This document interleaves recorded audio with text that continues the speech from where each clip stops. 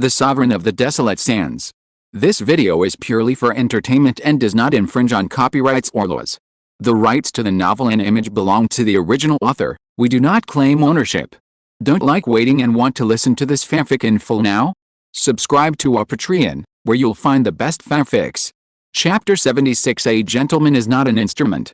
The power of the whirling palm is hidden, and the more it is used against hard armor and weapons, the better the effect. Seeing Hong Fan's strange expression, Kui Yuding took the initiative to explain. That's why the Whirlpool sect does not practice weapons. He then looked at Hong Shi. I heard that Brother Shi has reached the peak of the Guantong realm, so I should go up and try it. Hong Shi wanted to refuse, but he happened to see a round-faced girl holding a red fox in the distance looking over here, and his lazy face under his beard suddenly changed into a deep look. Since Brother Shi invited me, I will go up and try it. He straightened his back, tightened his jawline, walked to the iron target and stood still. The noisy crowd quieted down. After taking a deep breath, Hong Shi used 100% of his strength until white air curled up in his palm, and then he slammed it down to the belly of the iron target. The flesh palm hit the metal, and the pain made his mouth twitch. After the move, the color of the black iron where it was hit did not change, and it only sank a little half an inch. A sigh of disappointment rose from the crowd of people who were waiting for the opportunity. Ah, it's true. I said I wasn't in good shape today. Hong Shi suppressed the dull pain, sighed as if he had known this would happen, and slid back to Hong Fan's side. Encouraged by the second best of the Hong family, another 7 or 8 people went up to try their skills. When they all came down, the target had been scratched. Seeing that the time was almost right, Li Shenji gave his younger brother a look, who nodded slightly and strode out of the line. The atmosphere was booming again. Li Zuchuo was up. He is only 18 years old at the beginning of the year, but he has already cultivated 9 paths. In Jinhe City, only the Li family's invisible air sword can compete with the Whirlpool sect's revolving palm. The crowd was talking, but Li Zuchuo was unmoved and stood 3 meters away from the iron target. After closing his eyes for 3 breaths, he suddenly opened his eyes and thrust out his left sword finger. The sword of Qi, which was difficult for the human eye to distinguish, pierced through the air in an instant, and cut off 4 fingers of the target's right hand with a sound of metal clanging. A louder cheer than when Go Jingsha broke his wrist rang out. A single finger is far less strong than an iron fist, but cutting off 4 fingers with a sword may have greater destructive power. Sure enough, the leader of the meeting should be one of them, Kui Yuding praised. Not surprising, Hong Shi nodded helplessly. The classic skills are of the 4th grade. In our Jinhe City, only the killing methods of the Whirlpool sect and the Li family have entered the 2nd grade, especially the invisible Qi sword, which can realize the release of true Qi in the realm of penetration, and is famous both inside and outside Liangzhou. Speaking of which, our Hong family has not won the leader of the meeting for several years, and it is also because the Yanlu Gong is too balanced, although his cousin admitted that he was not as good as him. Hong Ping, who was participating in the hunting meeting for the first time, was obviously unwilling. Why doesn't my eldest brother go? If he takes action, he will definitely cut off more than a few fingers. Hong Ping frowned and looked at Hong Sheng in the distance. Mr. Sheng is not suitable to participate, Kui Yuding explained. Although there is no explicit limit on the level of cultivation in the literary competition, the level of the pure realm is not included by default. After all, the eldest son of the Li family who set up the competition has a lower level of cultivation than Mr. Sheng. Hong Ping was speechless, and his eyes intentionally or unintentionally looked towards Hong Fan. The latter looked at the snowy plains from afar and the crowd from close up, and was very comfortable in silence. Finally, after being forced to listen to too much flattery about the revolving palm and the invisible air sword, Hong Ping couldn't stand it anymore. Hong Fan, he habitually wanted to call his half-brother's name, but after saying it, he felt that it was not respectful enough, so he was anxious. As a Star Lord, can't you beat those 2? Why don't you go up and try? Hong Fan just laughed indifferently. Empty reputation is useless and only adds to the burden. I got the Sand World for nothing, which is already ostentatious enough. Why should I bother myself? Hearing him say this, several people around him had different reactions. Kui Yuding agreed on the surface, but in his heart he felt that Hong Fan retreated when he saw the difficulty. Tang Da-jen, who was brainwashed by Aunt Liu all day, believed it very much and thought that his young master was upright. The competition was over soon. During this period, Kui Yuding went up to join in the fun and broke the target's eyebrow with a punch. Hong Shi, under the pretext of introducing seniors to his cousin, forcibly dragged Hong Ping to Chi Yaoyu's side. At this time, a tiger-like neighing sound came from outside the field, suppressing the noise. It was the prize promised by Li Shenji that finally arrived. The crowd parted, and a trembling camel bull pulled an iron cage, in which a divine beast was locked. Suddenly, the atmosphere on the grassland was unprecedentedly hot. This beast has a horse-shaped black tail and is covered with tiger-like dark yellow stripes. It looks like it is not yet an adult, but its shoulder height has reached 1.6 meters. Okay, so the prize that Master Li mentioned is actually a burnt-tailed tiger-eating beast, Kui Yudang said in surprise. It looks like this tiger-eating beast will be fully grown in half a year. The market value is at least 400 or 500 taels of silver. No wonder he specifically used the iron target for the competition. He wanted to keep the wealth within the family. He shook his head, revealing a rare look of regret. In the distance, Go Jingsha and Li Zuchuo, who were expected to win the championship, were breathing rapidly, obviously worried about gains and losses. 400 or 500 taels of silver to buy such a horse? Hong Fan asked, looking at the tiger-eating beast's terrifying mouthful of sharp teeth. Second young master, don't think it's not worth it, Kui Yuding replied. The tiger-eating beast has strong endurance. When it grows up, it is 30% faster than ordinary horses. Its sharp teeth can even assist its owner in combat. With such a divine horse, the combat power on the battlefield will more than double. Hong Fan nodded when he heard this, and suddenly fell silent. After a moment, he sighed helplessly, took off the fur coat that had covered him for the whole game, and handed it to Tang Dajie who was accompanying him. Master, what are you doing? Tang Dajie saw the young master roll up his sleeves, revealing his muscular forearms, scratching his head and asking. Oh, I'm going to try the black iron target, Hong Fan said as if nothing had happened. Ah, young master, didn't you just say empty reputation is a burden? Tang Dajie obviously did not have the emotional intelligence of Master Kui, and asked stupidly. Old Tang, a gentleman is not a tool, and his strategy changes with the times. Hong Fan's eyes narrowed slightly, and he replied solemnly. Empty reputation is useless, but honor is different. But just now my cousin said that my Hong family has not won the first place in many years. As a young man who has made progress, how can I be stingy with my sword? As for the horse, it's just a spare head. These few words were plain and resolute, like a sharp sword that cut into the heart of Tang Dajie, who could not read a single word. The latter hugged his fur coat and looked at the young master walking out of the line with his mouth open, only to feel that the other party's realm was profound and difficult to measure. When Hong Fan walked towards the iron target in a single garment, the noise of hundreds of people dimmed unconsciously. Everyone knew the identity of this overly handsome man. Oh, is this a deliberate last appearance? Zhang Fuqiu raised her chin and said, but her voice unconsciously lowered. It seems that someone is still unconvinced. Maybe he just wants to try his hand, Hong Sheng speculated. Second brother's martial arts cultivation is 3 or 4 levels behind Jingsha and Su Tuo, and Yan Luguang is not good at dealing with dead objects, so it may be difficult. Maybe it depends on the sand world. Go Jingsha glanced at the tiger-eating beast in the iron cage and asked calmly. Jingsha, you don't know, in the hands of Jingsha Gong, the sand world has always been famous for its grandeur and dominance, but it is only mediocre in terms of breaking through the sharp, Li Shenji replied. Everyone could hear the implication of his words. Since Jingsha Gong, who was feared by Jin He, couldn't do it, Hong Fan was even more so. Chapter 77 Winning. But young people should always be more energetic. After expressing his attitude, Li Shenji changed the subject again. Winning or losing is secondary, brother is right. Li Zuchuo took over the conversation and smiled with his hands behind his back. More people means more fun. The Li brothers' words were full of meaning, and everyone present could hear it. Unfortunately, with Li Zuchuo's performance of cutting off 4 black iron fingers with a sword, even if Hong Sheng and Hong Shi were unhappy, they had to pretend not to hear it. But how could Hong Ping, who has always been unscrupulous, hold back?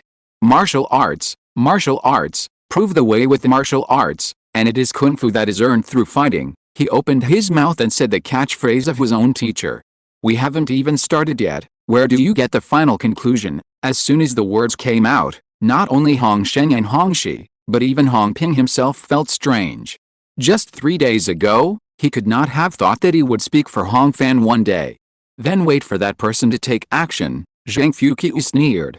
Among all the people present, Hong Ping, who was in the inner vision realm, obviously had the lowest status. Due to Hong Sheng's face, Miss Zheng did not retort, but just wanted to take advantage of the rare opportunity to ridicule Hong Fan a few more times. But when the words came to her lips, she saw the cold and stern young man in the distance who was silently doing his luck, and she suddenly remembered the iron plate that smashed the dishes that day. So, her usually overly fluent sharp tongue suddenly became dull, and she couldn't utter a word. In the distance, Hong Fan stood in front of the human target and activated the sand world with all his strength. With him as the center, the wind without source circulated endlessly, pulling strands of fine sand out of the ground.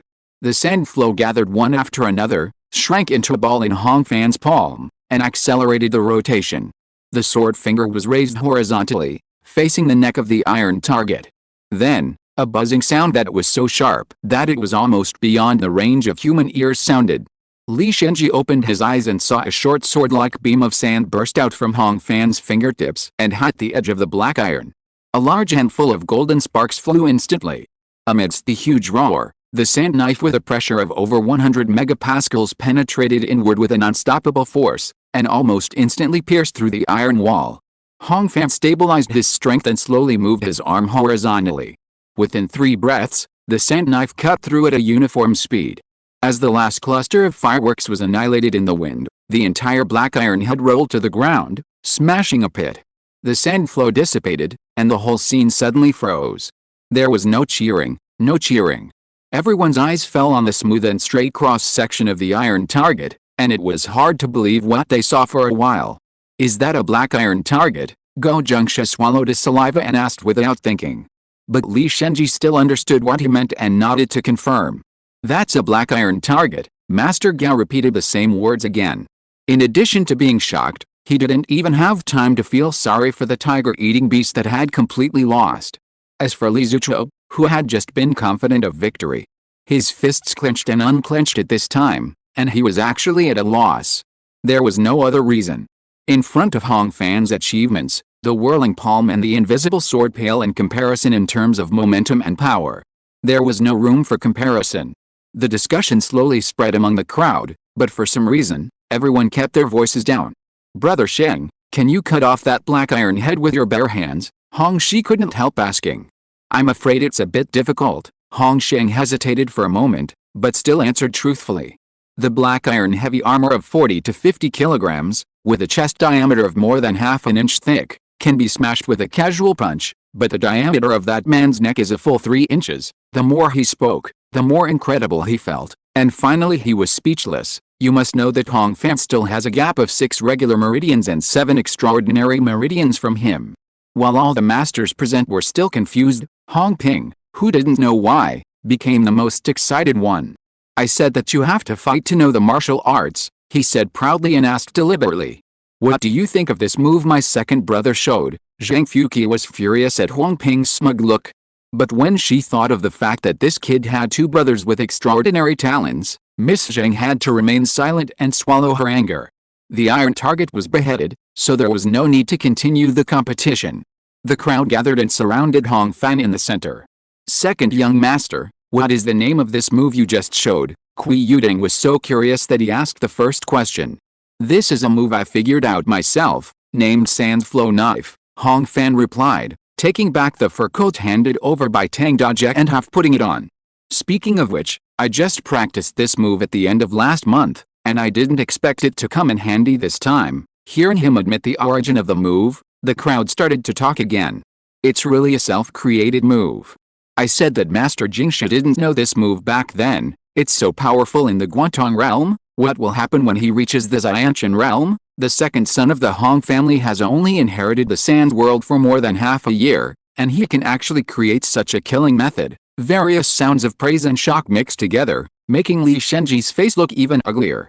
Being robbed of the limelight is one thing. More importantly, his horse will soon be gone. Hong Shi picked up the severed head of the human target, stroking the still warm section, and said, "I just said that only the revolving palm and the invisible air sword in Jinhei City can enter the second level of the martial arts killing method of the Martial Arts Academy.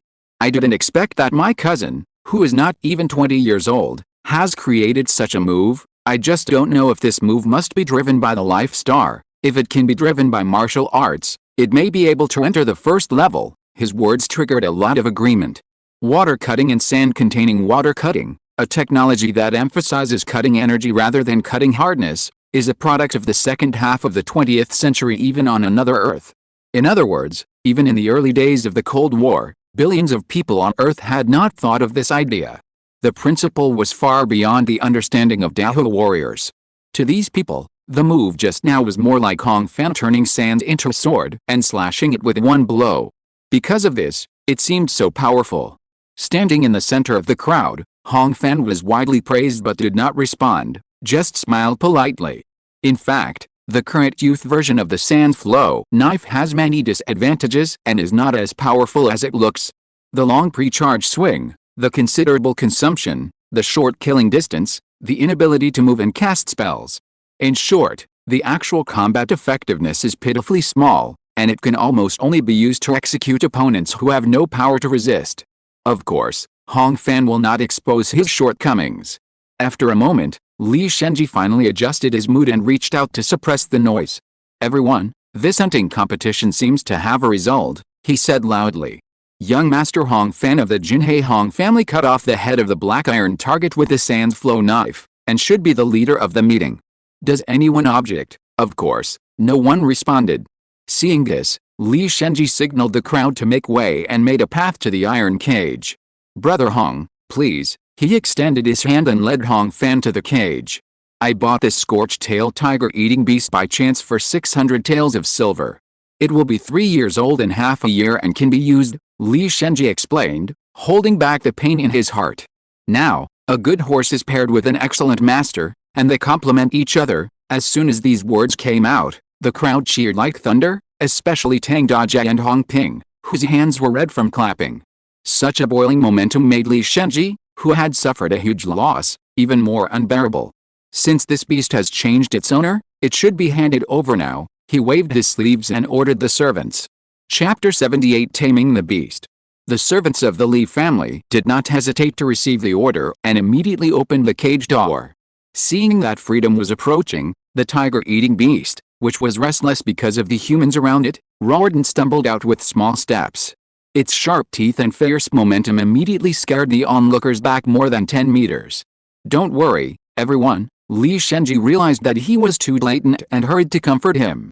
"This beast is gagged and chained, so it can't hurt anyone." Everyone looked carefully and found that the 4 feet of the tiger-eating beast were connected together by steel chains as thick as fingers, and a leather strap was also tied around its long mouth, so they dispersed their panic. The lifespan of the tiger-eating beast is more than 20 years. Generally, it will wait until it reaches adulthood before entering the army, otherwise it is easy to damage its potential. Li Shenji introduced it to Hong Fan from a distance of several meters. This beast currently weighs 1,200 jins. When it grows up, it is expected to weigh another 300 jins. Its brute force is comparable to that of a warrior in the Hunran realm. It only needs to be fed once a day, at least 10 jins of good meat and 20 jins of rice. Hong Fan was originally smiling, but his face changed when he heard this. It can eat more than 2 coins of silver. 1 coin is equal to 1/10 of a liang a day. It is really a beast that eats money. Expenses are secondary, Li Shenji said with a wry smile.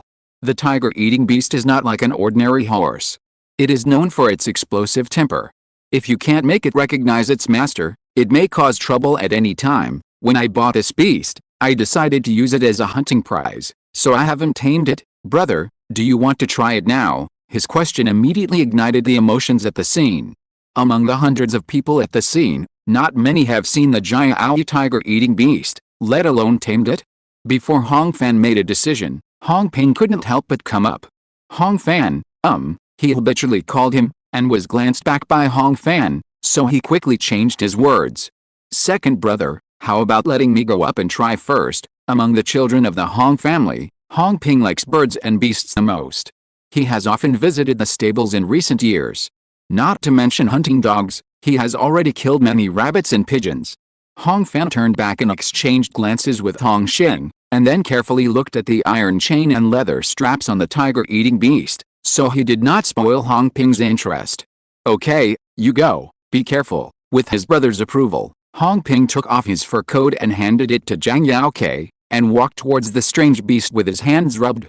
Based on his experience of training horses many times, he avoided the angle of the tiger-eating beast's kicking and biting, went around to its side, and stood still for a moment.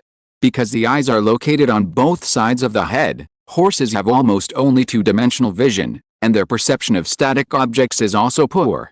The tiger-eating beast's attention to Hong Ping soon began to diverge. At this time, he threw a stone, which flew over the horse's back and landed on the opposite side, attracting the tiger-eating beast's attention. The horses had turned, and Hong Ping immediately fell into the blind spot of vision. He suddenly exerted force to seize the opportunity and jumped onto the horse's back. With a weight on its back, the tiger-eating beast realized that it was the human who rode on it, and it went berserk instantly. It instinctively wanted to run away, but its movements were restrained by the iron chain, so it could only leap instead. This was a strength that Hong Ping had never felt in the clan school. Without a saddle and reins, he had to use all four limbs to hold the tiger-eating beast's belly and neck tightly, but even so, he only lasted 2 breaths before being thrown away. Fortunately, Hong Sheng had been prepared. "Are you okay?" He stepped on the ground, caught his brother with one hand, and asked with concern. "It's okay," Hong Ping replied, touching his chest with a grin. "This tiger-eating beast is so strong that it can shake me away even with the iron chain tied to it." His tone was full of lingering fear. But Hong Ping's failure did not scare others. Glancing at Chi Yao, who was holding the red fox, Hong Shi rushed to Hong Fan and said he wanted to try it. Hong Fan agreed. Unlike Hong Ping, Hong Shi's real intention was not to drink, so his method was different. He used all his strength to mobilize the peak of the penetration realm, and approached the tiger-eating beast openly, grabbing the straps and iron chains on the latter's neck with both hands. Amid heavy roars, the man and the beast began to wrestle. Hong Shi was strong and could squat with a load of 2,300 kilograms at his limit. With one go, he actually pushed the tiger-eating beast back and plowed 4 hoof marks on the grass. But the endurance of a warrior in the strength realm could not be compared with that of a strange beast. After only a few minutes, Hong Shi's strength began to decline, and he eventually lost control of the beast's head and was knocked off by a blow. After repelling the powerful enemy, the tiger-eating beast growled and pawed its hoofs. Not only did it not look tired, but its spirits became even higher. "No, I can't beat it." Hong Shi moved his shoulders and retreated to the outer circle, smiling bitterly. "This guy is tied up with chains but still as strong as me, and his endurance is far better. I can find 100 ways to kill it, but I can't subdue it." Gao Jingsha, Qi Xinqi and others were eager to try, but they had to give up after hearing this. Hong Shi's peak cultivation was not enough, and they would definitely not be able to withstand it. "If Brother Hong is in trouble, why not let Brother Sheng do it?" Li Shenji suggested. "If you don't suppress the temper of this beast, it will not obey you at all." "Thank you for your concern, Brother Li," Hong Fan replied calmly, and he knew Li Shenji's little thoughts very well. Just now, he saw from a distance that the iron cage that had been used to hold the tiger-eating beast had been dragged away by the servants of the Li family, and a black bear was locked inside. "Let me try it myself. If it doesn't work, I'll trouble Brother Shen to help me," Hong Fan said, and walked towards the tiger-eating beast. But he didn't even take off his fur coat. The noise in the whole place suddenly quieted down, and everyone's eyes gathered. Because of the amazing performance of the sand blade before, no one dared to make a hasty judgment this time. "Good horse, can you not embarrass your master?" Hong Fan walked in front of the tiger-eating beast and asked with a smile. The latter stood on all fours, and its dark red eyes with long eyelashes stared at the newcomers, motionless. Hong Fan reached out to press the neck of the tiger-eating beast. The fur was soft and warm to the touch. Just as everyone was surprised, the tiger-eating beast suddenly turned around and bit, but Hong Fan avoided it by a hair's breadth. "Don't give me face," Hong Fan scolded in a low voice, and saw the strange beast rushing towards him again, so he had to step back 3 steps to avoid it. The tiger-eating beast was restricted in its movement, and after forcing the human back, it did not chase again, but just stamped its feet and roared as if it had won. Hong Fan finally put away his smile. "This can't be blamed on me," he said in a low voice, standing 2 meters away from the tiger-eating beast, and his hands were raised in the air, making the grass under his feet boil. Under the dry grass, the frozen soil trembled and dehydrated, and soon turned into uniform fine sand. The fine sands formed a sand blanket and slowly spread forward, first wrapping the 4 horse hooves, and then slowly climbing along the horse's legs. The tiger-eating beast also found something wrong. It struggled to swing its legs back and forth, straightening the iron chain again and again, but it could not get rid of the burden on its body. In just a few breaths, a large amount of gravel had climbed onto the horse's body, and finally gathered on the back and connected into one piece. Now, even though the tiger-eating beast was amazingly powerful, it was struggling to move. It was like being stuck in a quagmire. After the tiger-eating beast was completely covered except for its mouth and nose, Hong Fan spoke like a command. Congeal. The gravel that originally had a little pores suddenly tightened, and instantly turned into a living coffin, locking the strange beast completely. Chapter 79, Oil Pan Hell. This scene gave many people a strong sense of déjà vu. Back then, Jingsha Gong used this method to crush countless snake people in the Golden Sea, Hong Shang sighed in a low voice. Including him, many people looked at Hong Fan with different eyes. Not the lucky one who inherited the Sand World, but the rising new Star King. Huff, huff. Due to the restraint of the sand coffin, the tiger-eating beast had more difficulty breathing every time than the last time, and soon it was in unbearable pain. So it began to struggle desperately. Inside the sand cover, the muscles were knotted like stones, and the stress released even crushed some gravel into powder. Spots of blood oozed out from the surface of the sand coffin. Are you convinced? Hong Fan shouted loudly. He took a few steps forward and pressed his palm on the exposed nose bridge of the strange beast. But the tiger-eating beast not only did not bow its head, but instead blew a stream of air from its nostrils, blowing Hong Fan's clothes messy. You don't cry even when you see a coffin.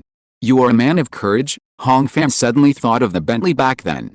Seeing more and more red plum blossoms dotted on the sand, Hong Ping was a little anxious. Second brother, don't hurt the horse too badly. How about forgetting it today? He was still thinking about borrowing the tiger-eating beast to show off after Hong Fan tamed it.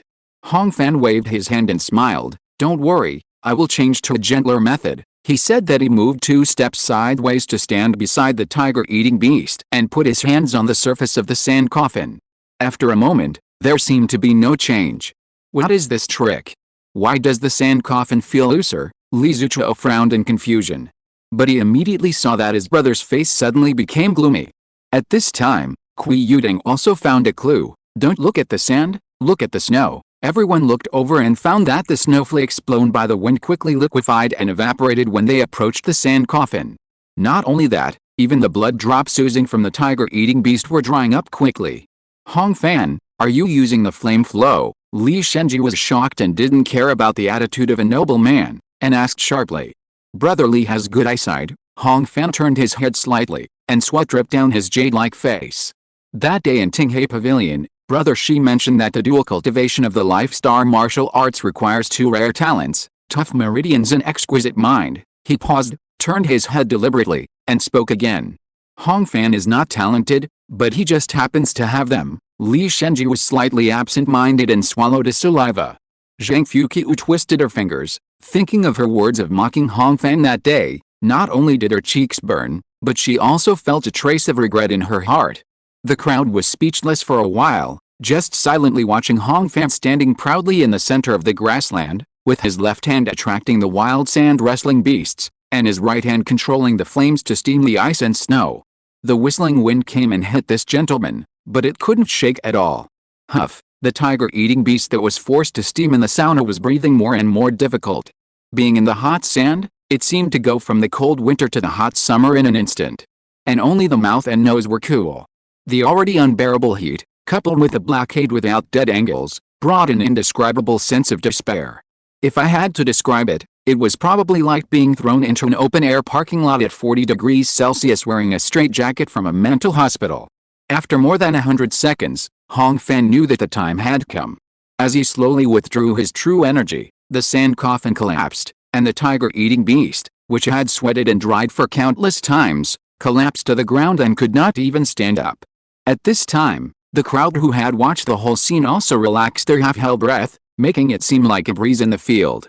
Tang Da Jet, grab a handful of beans. Hong Fan wiped the sweat off his face and turned back to shout, but he was in high spirits. Hey, young master. Tang Da Jet took 2 steps at a time and took off the whole bag of horse feed he was carrying and handed it over. Hong Fan grabbed a piece of bean cake from it, leaned against the side of the tiger-eating beast's face without defense, and pushed it into the horse's mouth. It didn't look like feeding, but rather like giving it a slap in the face.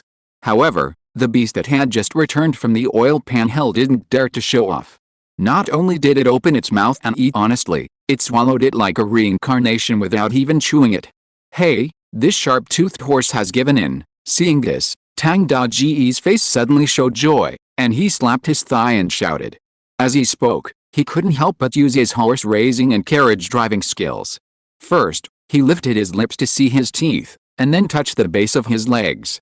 While performing, he was amazed and said that he had never seen such a strong and good horse.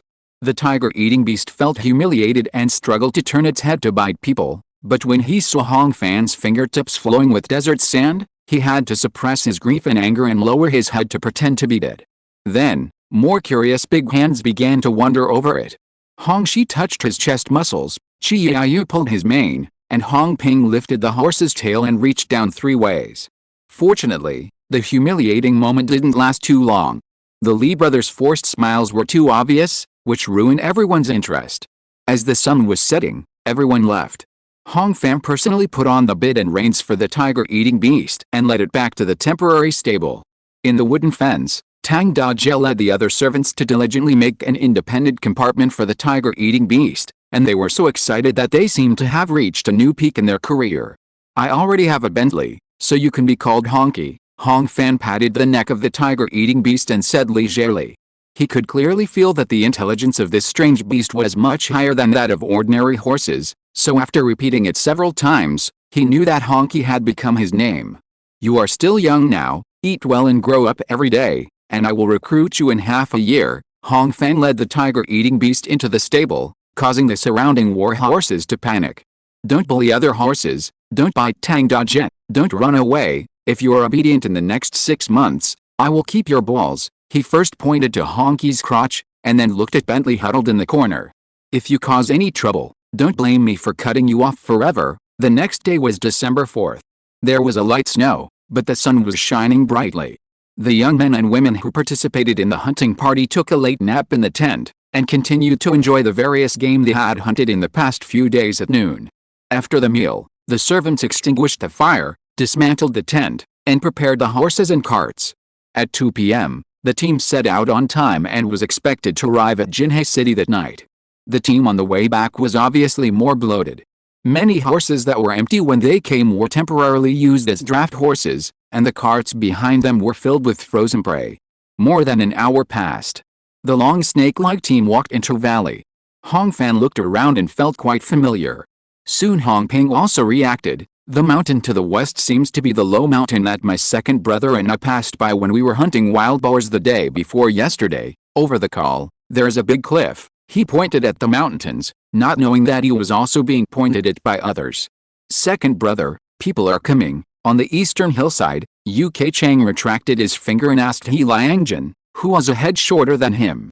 Shall I ask the people below to prepare the horses? There is no need to use horses. The second in command of He Shangfei, nicknamed 7-Step Killing Star, replied coldly. The snow is still deep now, and the horses can't charge fast. We didn't rest much along the way, and the horsepower can't be restored in such a short time. Chapter 80, Ambush. Second brother, what you said makes sense. Feng Xianzhuang nodded in agreement. In the snow, this man was still wearing a single piece of clothing. We are 3-2 in the Hunran realm, and 25-18 in the Guantong realm. To deal with a group of spoiled trash, fighting on foot is enough, he said, stabbing the 6-foot-long sword in his hand into the snow, picking up the iron armor at his feet and began to put on his armor. He Liangjin looked down at the hunting team that had completely entered the valley and began to give orders. Hong Sheng has already reached the 7th meridian, which is exactly the same realm as mine. I will go and meet him. The fourth brother is good at fighting on the move. Go and entangle Li Shenji. The third brother will be responsible for leading people to chop off the 10 heads. Leave when we have enough. We don't want to do business at a loss. After he said that, he gestured to call the minions waiting on the side. Put down the rolling log and cut off their way. A moment later, a thunderous rumble shook the valley. Everyone looked in the direction of the sound, and saw a snow dragon swooping down from the eastern hillside and hitting the front, raising a large cloud of white mist.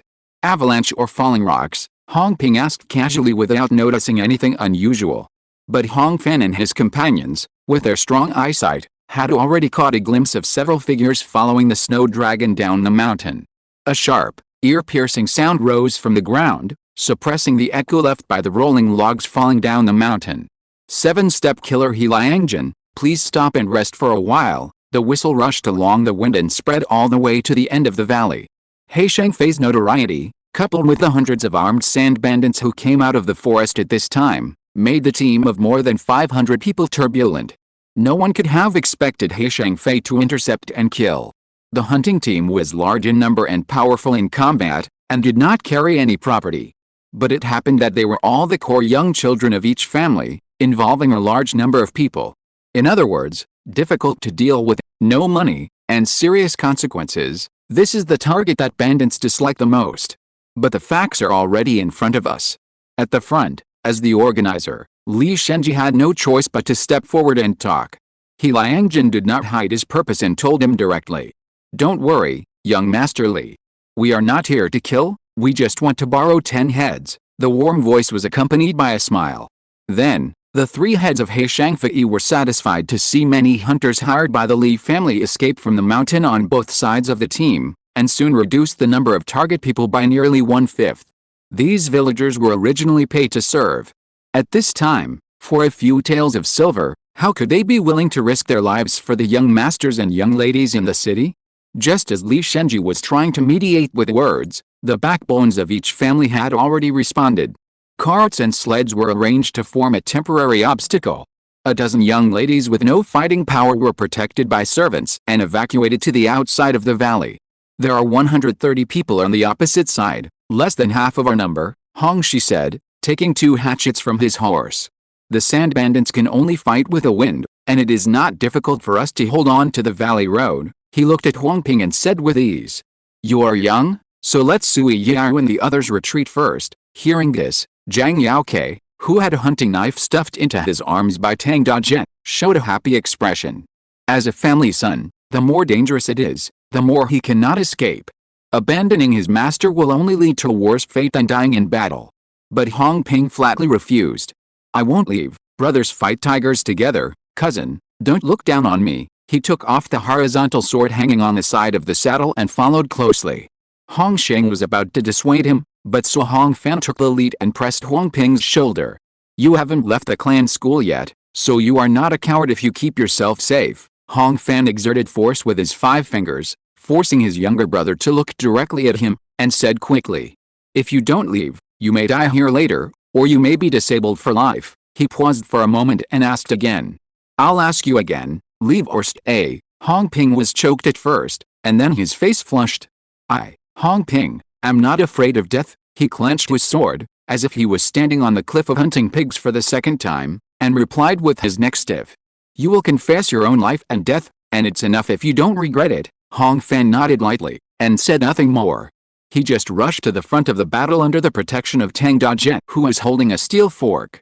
In the middle of the valley, 2 rows of card frames formed a simple city wall.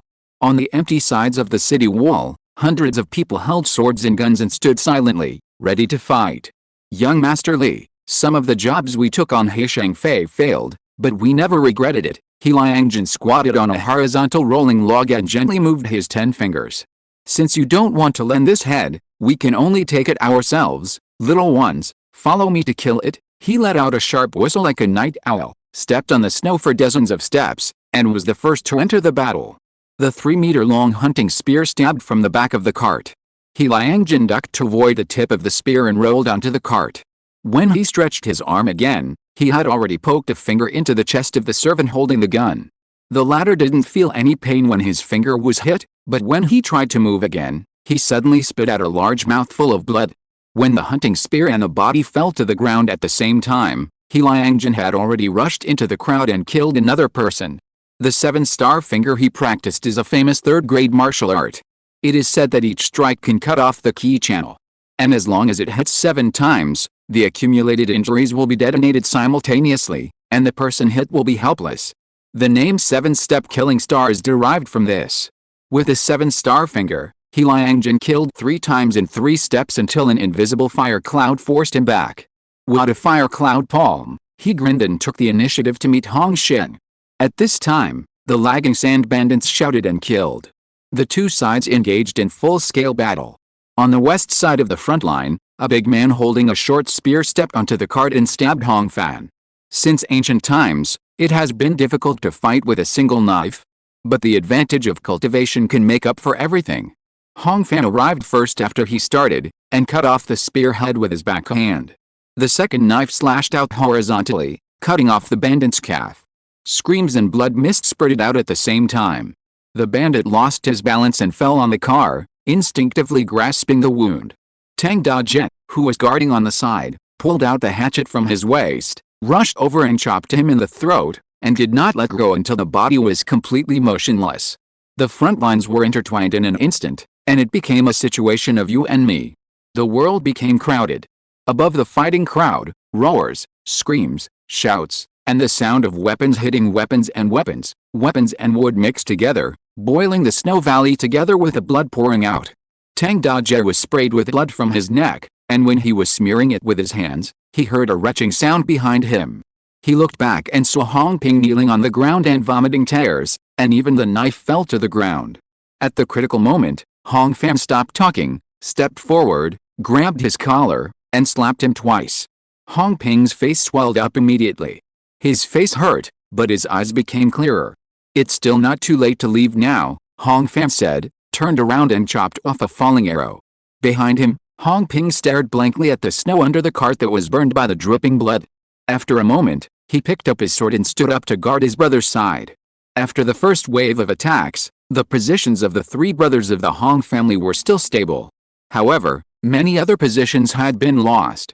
On the east side of the front line, a bandit wearing a hood covering his face blew open the shaft and rushed into the formation.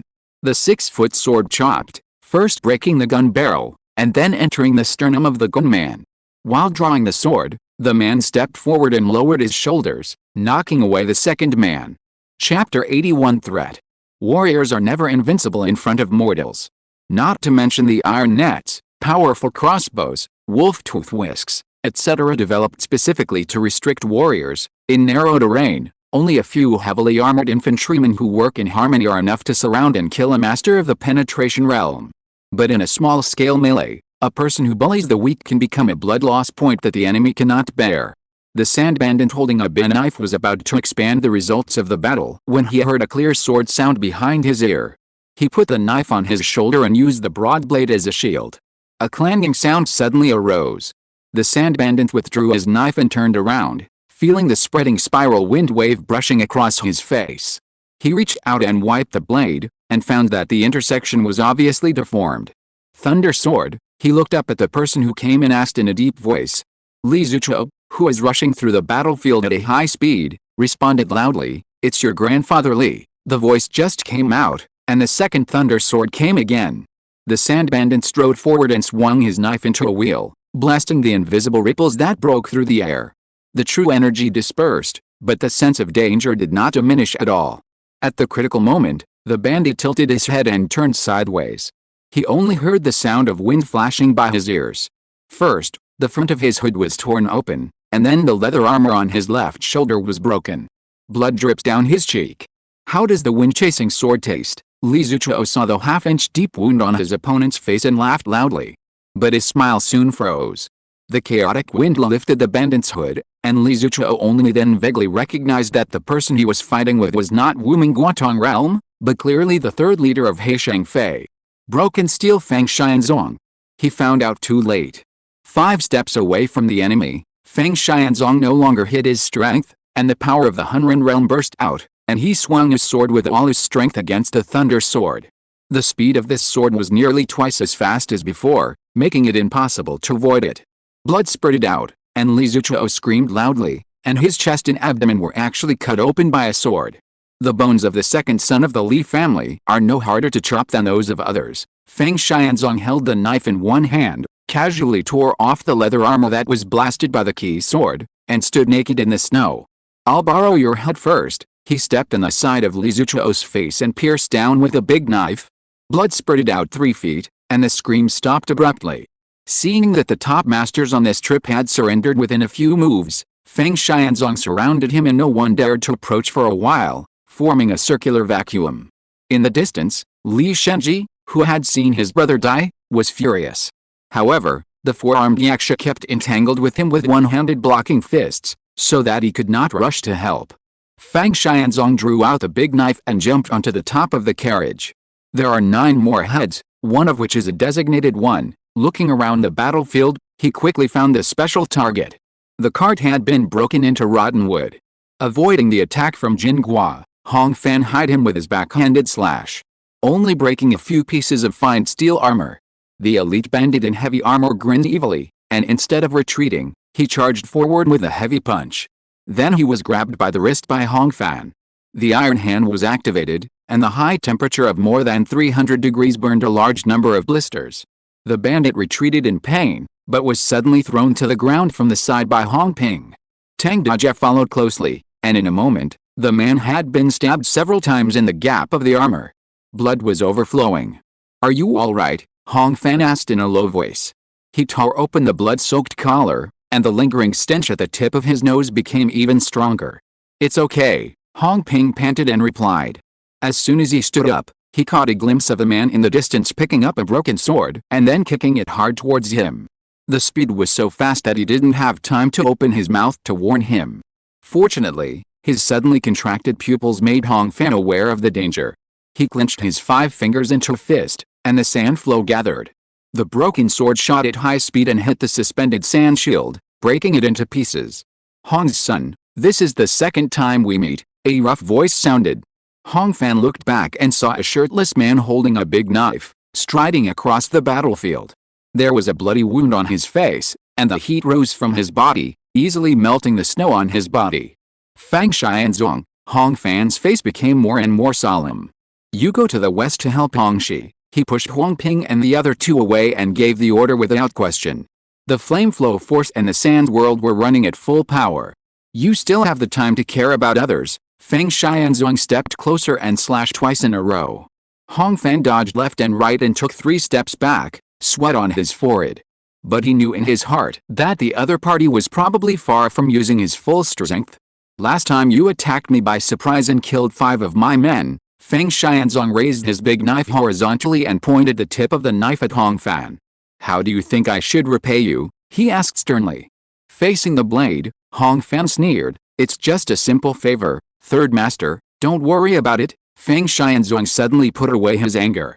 "I'm not charging you interest, how about I chop you 5 times later," he said softly, flicking the half-coagulated blood drop under his jaw with his fingers. There was a light pop sound. Just when Hong Fan's eyes were unconsciously attracted by the red dot, Fang Xianzong boldly drew his knife. The knife came suddenly, but the speed was average, and in the end it only scratched the outer clothes and was dodged. Rather than saying it was a murder, it was more like a shock and teasing. Sure enough, Fang Xianzong was not anxious or angry after the failure, but slowly shook his head. "What you owe must be paid, it's only natural. It's agreed that you owe me 5 knives. And you can't dodge or block these 5 knives." He leaned on the knife on the ground, smiling warmly and ferociously. "Otherwise, if I chop in vain, I will kill 1 person." He pulled out the ownerless short spear beside him and threw it out. 20 meters away, a child of the Qi family fell to the ground in response. "Did you see that? This kid died because of you." Fang Xianzong laughed wantonly, observing Hong Fan's expression with interest. It was gloomy and solemn, but still too calm. He was not satisfied. So Fang Xianzong swung his big knife and chopped at Hong Fan's left arm again, not fatal, just crippling. Hong Fan used Wang Buliuxing to deflect the knife and flew back again. The second knife missed again. "I didn't expect the Hong family Star Master to be such a cold-blooded person," Fang Xianzong sneered loudly. "I think he is far worse than Ma Jingsha." He turned around and kicked a broken blade at his feet in front of Hong Fan. The man who was stabbed was pierced through the chest, staggered a few steps before falling to the ground, and was then beheaded by the sand bandits next to him. In the past many years of his career as a sand bandit, Duan Gang used this trick to play with many young knights who were just starting out. It's a pity that Hong Fan had pulled too many tram-track lovers in his previous life. "Hong's kid, you killed this person too?" Fang Xianzong turned his gaze back and looked at Hong Fan with a smile. But in the latter's dark eyes, he did not see any hesitation or struggle. Only contempt and ridicule. "Fang Xianzong, look at your stupid self talking," Hong Fan shook his head and sneered. You chose the weapon, you chose the target, you did it, and then you said a few stupid words, and I killed you. Halfway through his words, Hong Fan couldn't help but sneered. The laughter spread, making Fang Xianzong furious. You said I'm stupid. He picked up a dagger with his toes and was about to kill the third person, but was interrupted by Hong Fan. I have a suggestion. For the next one, you can say that it was killed by the martial saints on the Xianbang, because they didn't kneel down and ask you to be the emperor of Dahua. How? Hearing this, Fang Xianzong couldn't throw the dagger in his hand. He wanted to refute and continue moral kidnapping, but his tongue was spinning in his mouth, and in the end he couldn't fart. Because what Hong Fan said really made sense. Fang Xianzong was silent. He had used this verbal trick many times and it always worked, so he thought it was difficult to figure out. But it was easily exposed, which overloaded his limited brain capacity. Hong Fan raised his eyebrows and asked again. You came here to kill me, why are you stalling now? If you're listening to this novel on a channel other than Fanfic World, it means they downloaded and uploaded it without effort. We cordially invite you to visit our channel, Mundo Fanfic Novelis. There you'll find the original version of this story and you can explore many other novels of various genres. We're waiting for you to immerse yourself in a world of incredible novels. Chapter 82 Seesaw. Fang Xianzong was stunned when he heard this. If he hadn't had many years of experience in the martial arts world, he would have almost said something. But this was enough for Hong Fan to see the truth. The other party is indeed coming for me, he thought silently, and glanced at the anxious battlefield beside him, and he had made a decision. Do you think we are unprepared for today's event? Hong Fan smiled confidently, looking at the mouth of the valley in the distance. Fang Xianzong was shocked when he saw this. But just as he turned his eyes, Hong Fan strode to grab a wandering horse and ran westward. After confirming the motives of the Sand Bandits and witnessing the tyrannical force of Duan Gang, Hong Fan believed that he had no capital to deal with his opponents in the chaotic battlefield. The only way to survive was to take advantage of the terrain of the mountains and forests to get rid of Fang Xianzong while the other two heads of Heishang Fei were busy, and then take a detour back to the city. Seeing that the only head designated by the client was about to run, Fang Xianzong had no choice but to follow. The two chased and fled, and quickly left the battlefield behind. This scene was seen by many people including Hong Shang, Hong Shi, Qi Xinqi, Kui Yudang, etc., and it was indescribably tragic. The slow-witted admired Hong Fan's courage to fight against broken steel alone, while the smart ones thought that he wanted to delay the powerful enemy and reduce casualties. But no matter what, they didn't think Hong Fan could come back alive. Fang Xianzong had mastered all 4 meridians, while Hong Fan had mastered all 6 meridians. They were just one level higher. This was not a gap that could be made up by combat experience and fist and foot skills. The horse was treading on the snowy plain, and although it was fast, it was not as fast as lightning for a warrior. Just taking what Hong Fan saw with his own eyes as an example, Hong Lai and Hong Shi were able to keep pace with the horse for a short time. They were only at the peak of mastery. If it was Yu Keicheng, the 4-armed yaksha, who was behind him at this time, he would have caught up long ago. However, Fang Xianzong was bulky, and the broken tiger knife he practiced only focused on strength and burst, so the cruising speed was his shortcoming. Soon, they galloped over a few miles and entered the forest at the foot of the mountain. As the slope of the terrain became steeper, the speed of the warhorse dropped significantly, and the distance was finally shortened. 15 meters, 10 meters, 5 meters. Fang Xianzong stomped his feet on the ground, blasting away the snow, as fierce as a tiger leaping over a stream. The broadsword slashed horizontally, breaking the horse's legs like straw. Hong Fan decisively abandoned his horse, and when he rolled on the ground to recover, he threw up a wall of sand behind him, forcing the people behind him to cover their eyes with their swords.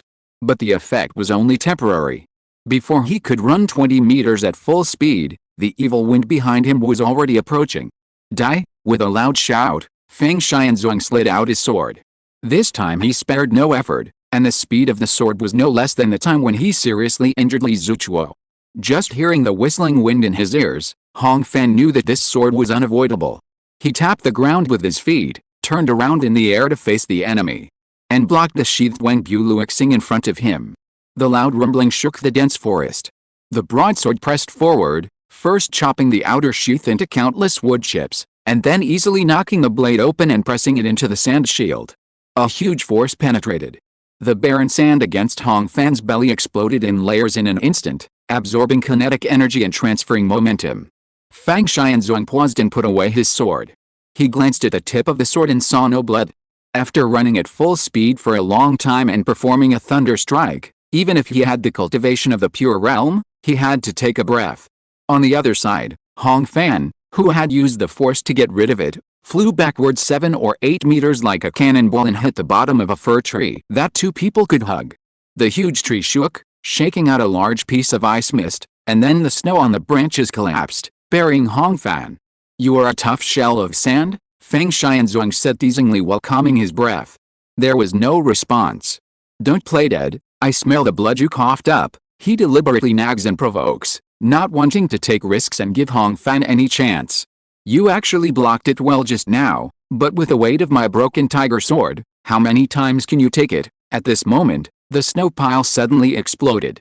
Fang Xianzong was concerned about the methods of the sand world and took a defensive stance.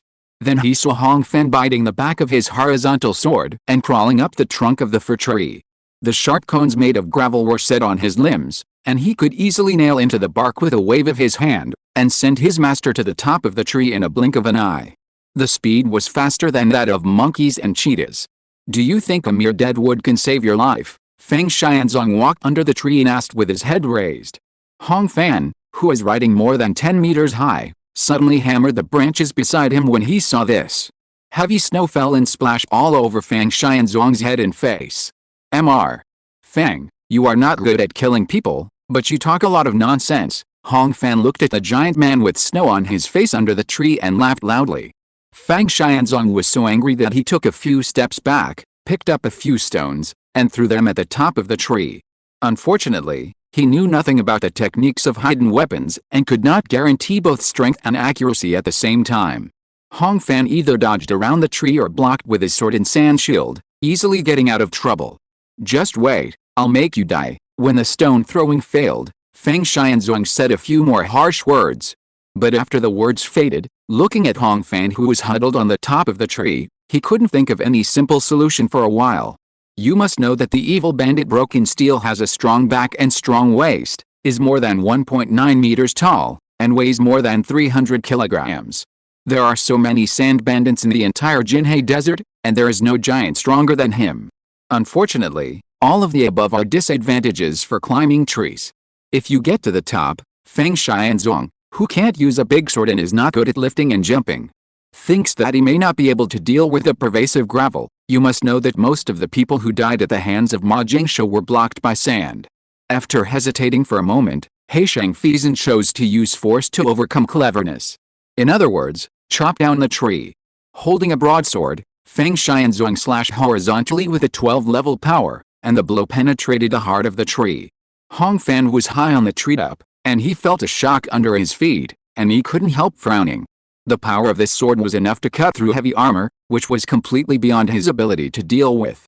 After 3 or 4 slashes, the blade of the broadsword was not damaged at all, and a huge hole was dug out at the base of the fir tree. After moving his palms that were numb from the recoil, Fang Xianzong ignored Hong Fan's harassing sarcasm and pushed the tree forward. Faced with the bulging muscles of the villain, the giant tree finally couldn't hold on and slowly tilted. But Fang Xianzong didn't feel happy for too long. The fir tree has strong trunks and weak branches, and is relatively sparsely distributed. With Hong Fan's jumping ability, he couldn't move between trees. But the fall of the big tree bridged this obstacle. When the 2 trees intersected, Hong Fan jumped and climbed up another big tree, and quickly climbed to the top of the tree. Fang Xianzong, carrying the sword, opened his mouth, but couldn't say a word. Soon, the smaller tree was cut down halfway. Hong Fan took advantage of the moment when Fang Xianzong's sword was inserted into the wood and he was not able to pull it out, and took the initiative to jump down and move again. This was repeated many times, and more than a dozen fir trees were cut down. Hong Fan was finally confined to the edge of the forest. "This time, I'll see where you can escape." After saying the last harsh words, the giant laughed and pushed down the giant tree. Hong Fan rolled into the snow, and after releasing the force, he ran wildly. Away from the fir trees, the low pine trees beside him, as thick as human legs, were no longer enough to rely on. Behind him, Feng Xianzong was panting heavily and chasing after him with his sword. Only 30% of his true energy was left in his danshan. Facing Hong Fan, this was more than enough. On the mountainside, the snow was white and there was no trace of people. The wind and snow were getting stronger, and the slope was getting steeper.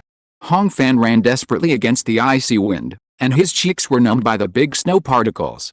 He recognized the surroundings. The wild boar 2 days ago also took this road before dying. Because of this, Hong Fan knew that his only chance of survival was ahead. The mountain ridge was in sight. The soldiers were about to catch up. The heavy footsteps behind him were getting closer. At the critical moment, Hong Fan bit his tongue to cut off all distracting thoughts. Then he turned around and charged. He took 3 steps in a row, and each step pierced through the snow and pulled out the sand and smoke. The flame force was poured into Wang Buliuxing almost extravagantly. The heat wave rolled and burned, and in the heavy snow, a smoky passage was opened in an instant. P.S. My stomach and intestines have improved after the polyp was removed. I don't feel very good in writing these 2 days. I can't get into my emotions, and I am a little dissatisfied with what I wrote. Chapter 83 Sandwing. You dare to draw your sword against me when you are about to die. You have guts, Feng Xianzong praised loudly, holding the earth and raising his sword with one hand. Metal and iron collided, and the shock wave spread. The broken tiger key first shattered the goose feather snow into white mist, and the overflowing flames evaporated it completely. The 3-meter radius was instantly clear. With one hand against 2 hands, Feng Xianzong only stopped his momentum, but Hong Fan coughed up blood from the corner of his mouth and was blasted back. The absolute strength of the two was clearly revealed in this fight, and there was at least a 5-fold difference. Based on Hong Fan's current 700-kilogram squat, Feng Xianzong's absolute strength is between 3 and 4 tons. It is comparable to a light truck in his previous life. It's my turn. The giant man turned his sword back and was about to chase him to finish him off, but his eyes went dark. When he just counterattacked, the huge sand fog that Hong Fan secretly prepared had already taken shape. At this time, he took advantage of the momentum to crash backwards, and his figure was instantly swallowed by the desert sand. There are still 50 meters. Hong Fan crashed into the snow and turned over immediately, swallowing the blood in his throat, and ran towards the hill without stopping. But this time Feng Xianzong did not panic. It's just a remark of Shima Jingsha. Do you think it's enough to dominate the world? He laughed loudly, his nostrils fluttering.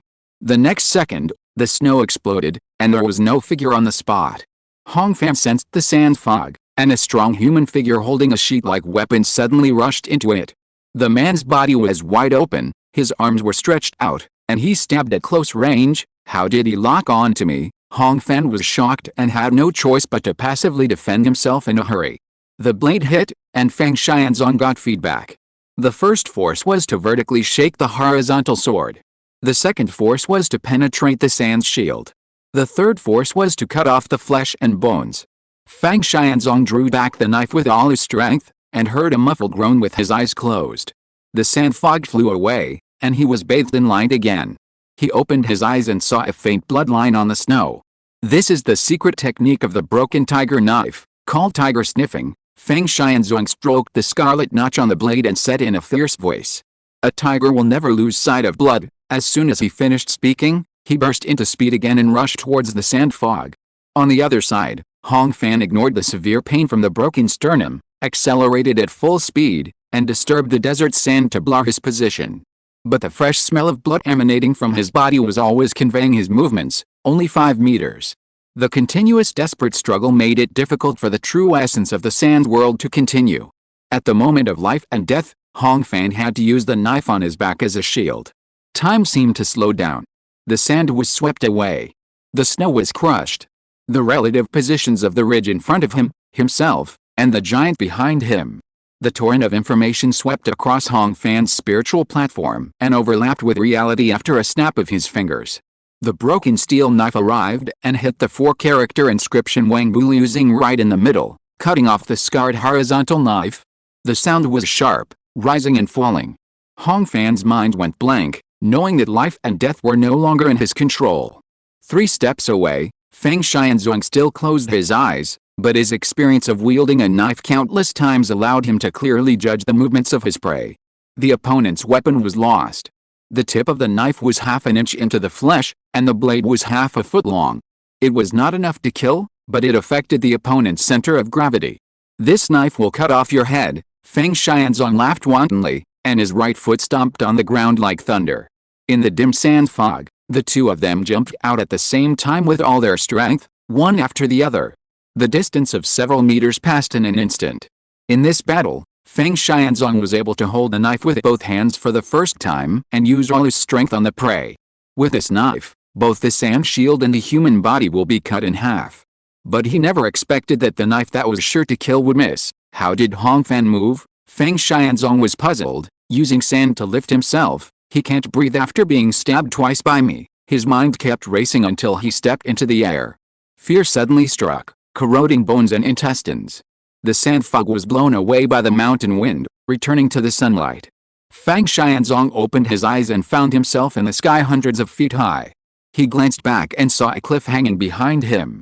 It was not until then that he suddenly realized that since he approached the ridge, the sand fog of more than 10 meters in radius had always blocked most of his vision, making him lose the ability to judge the sudden change of terrain. "How dare you exchange your life with me?" Death was imminent, Feng Xianzong screamed in horror, and even the big knife he always carried with him could not be held. Then he saw the scattered sand fog gather again, filling the gap between Hong Fan's limbs, and continued to expand. It was like a featherless wing. What is this? Feng Xianzong watched the glider quickly take shape, helping Hong Fan, who was not far away, to stabilize the altitude. The world was desolate, leaving him alone to accelerate his fall. Worse than the worst, it was die with the enemy that turned into enter hell alone. The sand bandit's mind was completely broken. I don't accept it. With the last roar of his life, Feng Xianzong fell faster and faster like a meteor, and finally hit the ice rock at the bottom of the cliff. The turbulent flow of the cliff blurred the sound coming back from the bottom of the cliff. Hong Fan was unmoved, and tried his best to maintain the stable output of the true energy of the sand world. The sand wing he condensed with his limbs as the skeleton was a youth version. It had no power, and the total area was only a dozen square meters. According to the ratio of the minimum area of half a square meter for a 1 kilogram load of a parachute, this sand wing was not enough to slow down an ordinary person to a safe speed. Fortunately, Hong Fan was not an ordinary person. With the help of the snow cushion and the skilled skills of catching up, he fell to the bottom of the cliff without injury. Looking up, the 100-foot cliff was like a sword hanging on ice, and it remained motionless under the impact of wind and snow. After the crisis was resolved, Hong Fan treated his injuries first. Most of his sternum was cut off at the bone position, and there was a cut more than 10 centimeters long and half an inch deep on his side and back. At this moment, the adrenaline slowly faded, and the pain came up like a burning fire. The sternum injury alone is not very dangerous, and the back is only an external injury. After a brief assessment, Hong Fan tore off a clean strip of cloth from his coat and used it as a bandage after burning it with the flames. Then, according to his memory of the glimpse when he landed, he found Feng Xianzong on a piece of ice rock.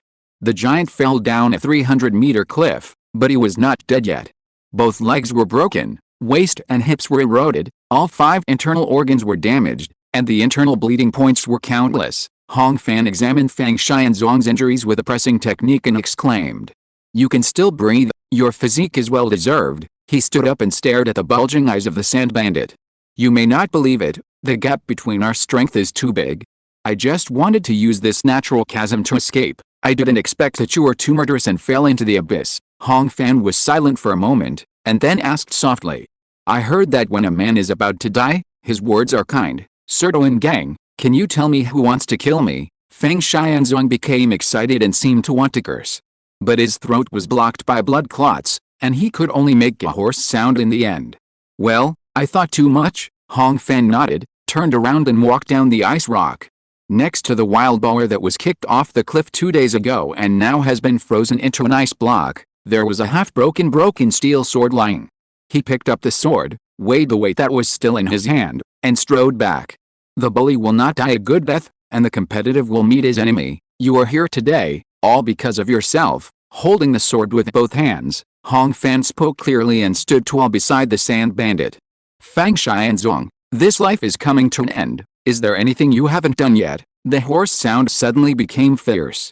"Humph, I'm just afraid you don't have." The broken sword chopped down with a click, Chapter 84 Bluffing. The sky gradually darkened. The afterglow of the setting sun coated the tree trunks in the snow valley with a layer of blood. The invisible fire cloud flew low in the sky, brushing past a target and hitting the air. The air expanded by the heat and made a terrifying thunderous sound. He Liangjin turned over and landed on the ground, inserting his right palm into the ice and snow, burning it with a hissing sound. At this point in the fierce battle, the confident and sinister smile on his face had long disappeared. The skin and sleeves on his left forearm were burned by the flame flow force, but there was not even a trace of pain. This is a sign of severe necrosis of deep tissues. On the other side, Hong Sheng was not much better. His shirt was tattered, and there was a bruise in the middle of his right shoulder and left ribs, which was crimson and black around. It was thanks to the 7-star finger. Dozens of meters away, Li Shenji's image was still bright. This was not because his strength was stronger than the 4-armed Yaksha, but Yu Keichang was cunning and cherished his life. He had only been entangled since the beginning of the battle, turning a one-on-one duel into guerrilla war. The battlefield was littered with corpses, and the battle was getting slower and slower. The hunting team was struggling to survive and unable to fight back, and the bandits also suffered a lot of casualties and no longer wanted to fight. In the final analysis, the number of heads required before coming here had already been chopped off, and He Shangfei never had the professional quality of exceeding the task. The reason why they didn't retreat until now was simply because the third boss hadn't returned. At this moment, a strong wind whistled from the woods at the edge of the valley. A blood-stained broadsword flew through the woods for dozens of meters and crossed into a carriage that was overturned in the middle of the battlefield. The sporadic fighting stopped. Many people on both sides of the attack and defense recognized that this was Fang Xianzong's broadsword, broken steel, that he never left behind. The significance of the return of this sword is self-evident. The voices of the people in the defending formation were temporarily extinguished. Hong Shi could hardly hold a short axe. Tang Dajian, who was stabbed, had a black eye. Zhang Fuqiu, who was protected in the back, was stunned and felt cold all over. The third master is back. On the contrary, the bandits cheered loudly. No one cared about the half-broken blade of the broadsword. Unless it was a real divine weapon that was connected to nature and had unpredictable divine power, the rest of the weapons, no matter how famous they were just consumables and were always replaced. Fang Xianzong either chopped people or cut iron every day, and he had already changed the broken steel broadsword several times. When the shouts in the valley subsided, the footsteps in the forest gradually approached. Everyone's eyes gathered together, and they saw a thin figure striding out of the forest and throwing a spherical object. The object rolled along the snow and finally turned upside down. It was a human head. The smiles of the bandits quickly disappeared. Although the 7 orifices of the human head were covered with blood, and the eyes that were not closed were even more terrifyingly bulging, they still recognized its identity. Is this the head of the third master? A bandit who was closest to him shouted first. The sound of shock was like a knife, killing all the noise. It's hard to believe you can still recognize me after such a mess. The person who came out of the forest stood on a high place and laughed loudly. It was Hong Fan. Why, didn't you expect that I would come back alive? He looked at the bandits with disdain. Fang Xianzong thought that he could win because he was 1 level higher than me. How foolish. If the Star Lord was so easy to kill, how could Jingsha Gong have been rampant in Jinhe for 10 years? In a few words, Hong Fan had crossed the snow valley and marched into the battle formation.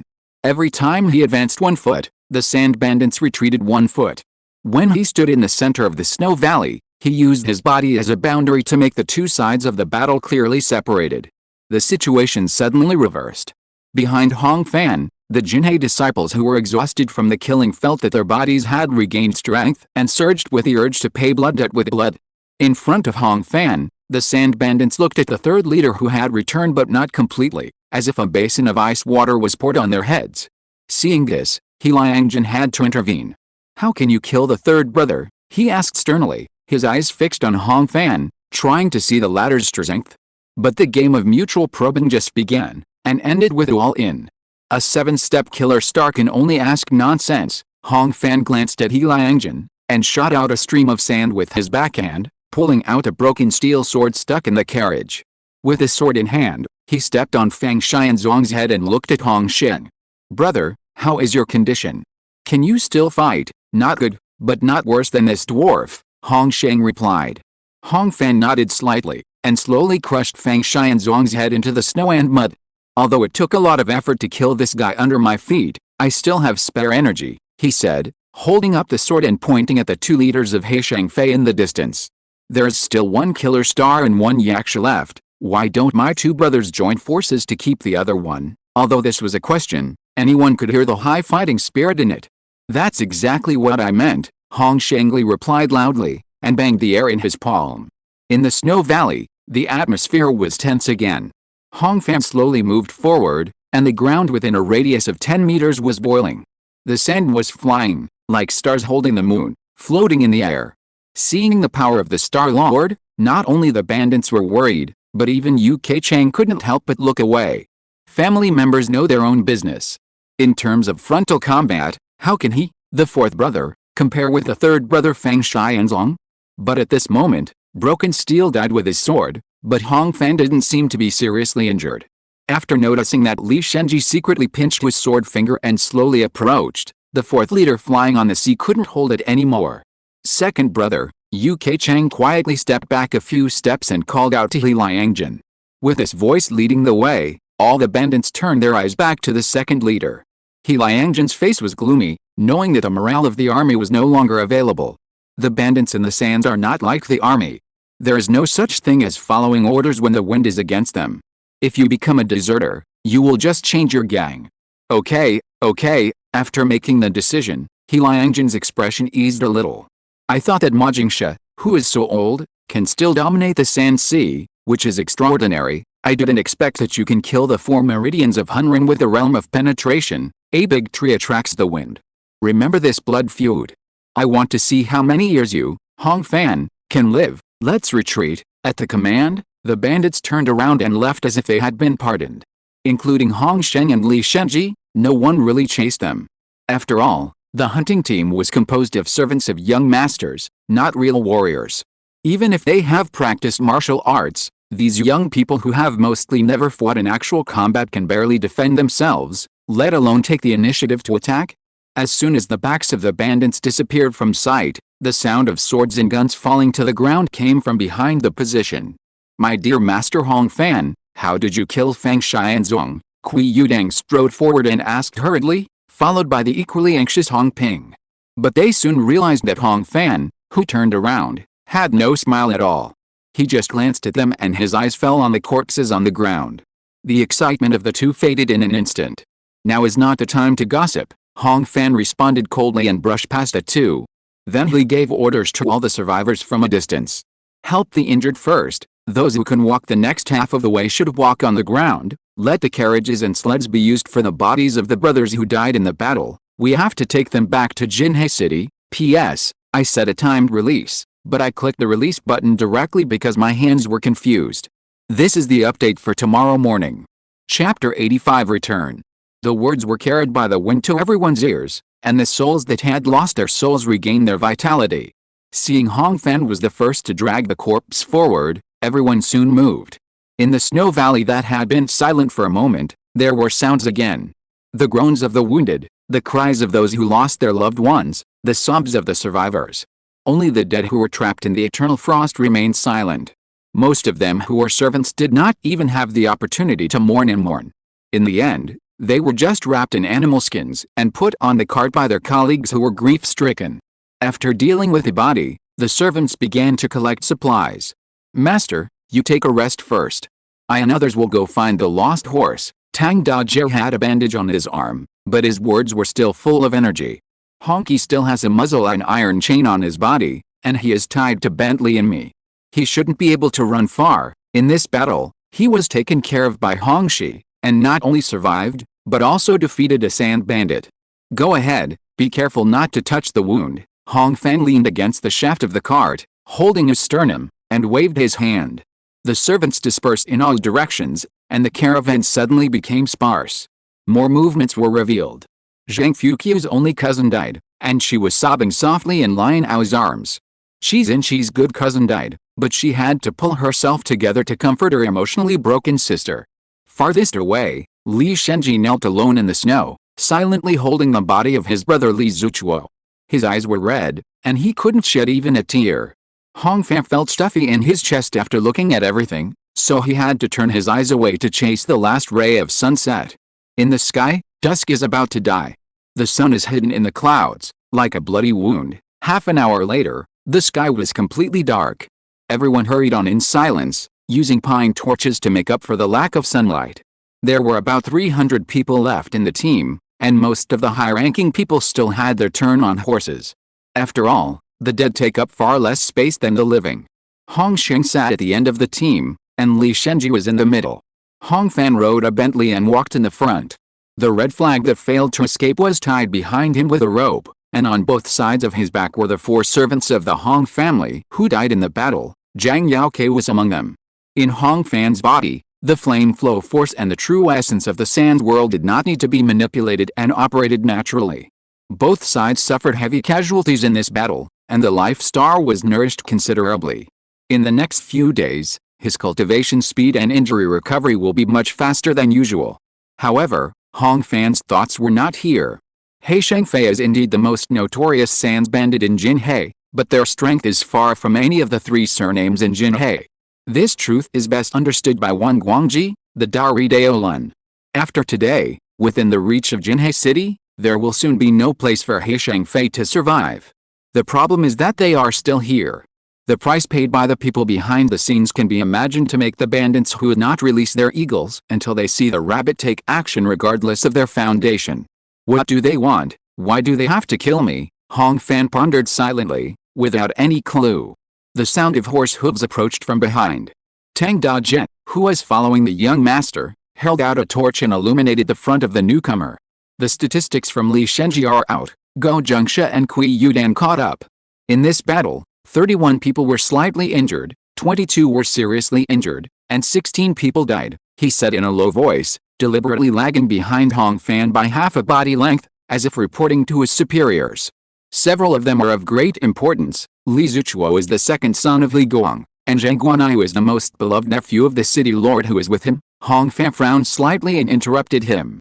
The numbers just now don't include servants and guards, right? What about the total number? Go Jingsha was stunned. Obviously he didn't remember it, but Kui Yudang beside him filled in the gap for him. We injured 143 people in total, and lost 78 people. His words were respectful, not as casual as before. He became a Star Lord for only 8 months, but he was already able to cross a major realm and kill a master of the Hunran realm alone. In the minds of Gao, Kui and others, Hong Fan at this time was no longer a low-profile version of Ma Jingsha, but a Sand World Pro Max. Did a total of 78 people die? Hong Fan replied in a low voice, sighing a large amount of white air, which drifted away with the wind. I counted, including Fang Shai and Zong, a total of 27 bodies fell on the sea. We have 3 times their number, but 1 sand bandit can actually exchange for 3 of us. His words made the 2 young men's faces flush. You guys often show off your martial arts and think you are proud of yourself. Go Jingsha lowered his head and half hid his face in the night. I didn't expect that when I was on the battlefield. I could only use 30% of my strength. When he met the hunting competition, his vortex palm could break the wrist of the black iron target. But an hour ago, the same palm could not even break the ordinary steel knife, because the knife was slashing at his neck at full speed. Everyone has a first time, Hong Fan comforted. You don't have to be too self-deprecating. The first time I went to battle with my uncle, I was also confused and could only hold a horse spear tightly and go with the flow. Hearing him compare himself to others, the 2 proud young masters' faces obviously improved, and they were even a little grateful. At the end of the team, Hong Ping was also chattering about Hong Shi. At that time, those Sands bandits saw the second brother as if they saw a ghost. When they saw him coming, several of them couldn't walk steadily and fell to the ground. I used to listen to others praising Jingsha Gong and didn't take it seriously. Now I know that Xingjin is really extraordinary. I'm not bragging. At the beginning of this year, he couldn't beat me, not to mention Hongan in the clan school. He recalled the attention of Hong Fan when he stepped on the broken steel head, and he wished he could replace him. But Hong Shi beside him had a serious look on his face, pretending to hear nothing. Cousin, are you listening to me? Hong Ping asked with a curled lip. Oh, I was just thinking about something else, Hong Shi answered casually. What are you thinking about? I was thinking about how to explain to your assistant after I go back. Zhang Yao and I were friends when he was in the Red Cavalry, Hong Shi sighed. Hearing this, Hong Ping suddenly remembered that his companion Zhang Yaoke also lost his life. In the chaos, the youngest of the Zhang family did not dare to escape, nor did he dare to guard the master like Tang Dajia. In the end, no one knew when and how he died. Therefore, the sadness in Hong Ping's heart was only vague, even less than when 2 wolf cubs died overnight. "Cousin, don't worry too much. Just go back and give the Zhang family more money," he comforted him in return.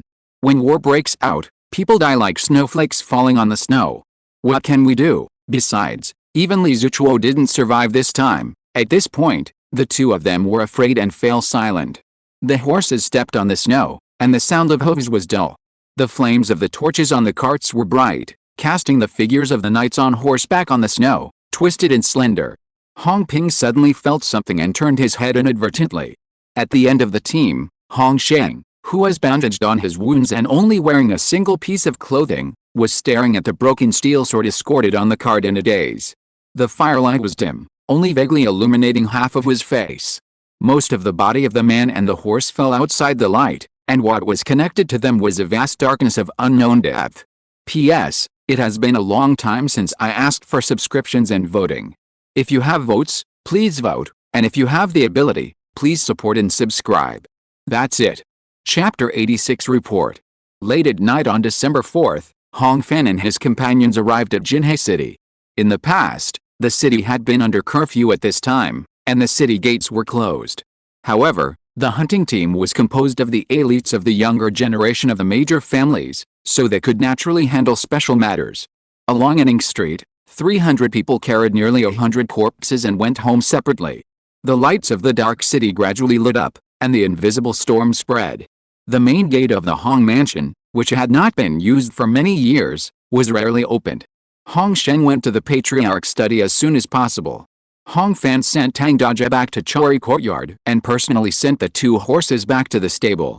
He first fed Bentley, and then locked Honky, who was slightly allergic to the new environment, into a separate stable for fierce horses. After wearing the iron chain for a long time, the tiger-eating beast had many bruises on its body, and they were all bandaged by the new owner one by one. After finishing the horse business, Hong Fan went straight back to Chori Courtyard. The gate of the courtyard was ajar, presumably left for him. The spacious courtyard was empty, as clean as when he left. There were lights in several rooms, especially in Hong Fan's suite. The 2 new maids were probably lighting the stove and preparing water. He walked into the courtyard and heard voices from inside when he passed the side door. "Tell me honestly, is the young master injured?" This was the first time Hong Fan heard Aunt Liu speak in a questioning tone. He slowed down his pace. "The young master told me not to talk too much to you." Tang Dajia was obviously in a dilemma and said weakly. You really want to piss me off to death?" Aunt Liu replied, and a figure moved on the window, probably cleaning Tang Daji's wounds. A deliberately suppressed cry of pain came through the door. "Just scream if it hurts. You are pretending to be a hero in front of me," Aunt Liu mocked. "How can I look down on you if you scream?" At this time, Tang Dajia laughed triumphantly. "Why am I not a hero?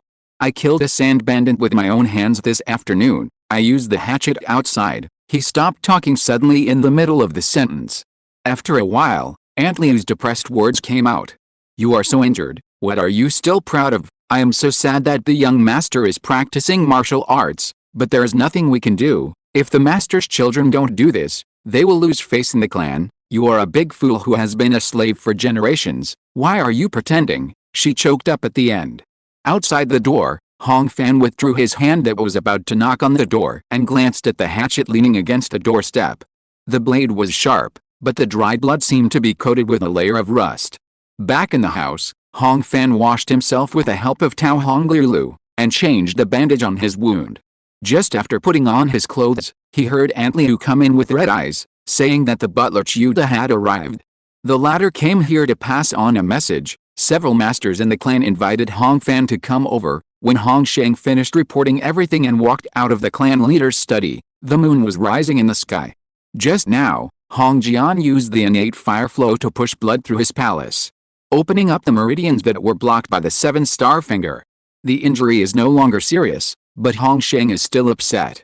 He walked along the corridor and saw Chiuda coming with someone when he passed through the gate. It was Hong Fan. Hong Sheng forced a smile and instinctively stopped to ask with concern. How is the injury, second brother? As soon as he said this, he felt embarrassed. The two of them returned together, but this question was delayed until now, which was inappropriate no matter how you think about it. But Hong Fan seemed not to notice and smiled. It's just a flesh wound.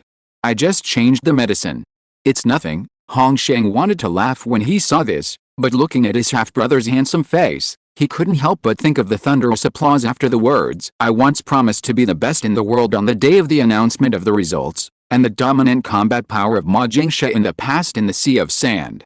Obviously, his martial arts talent is mediocre, and he can't even fully exert the power of the Bailu pill.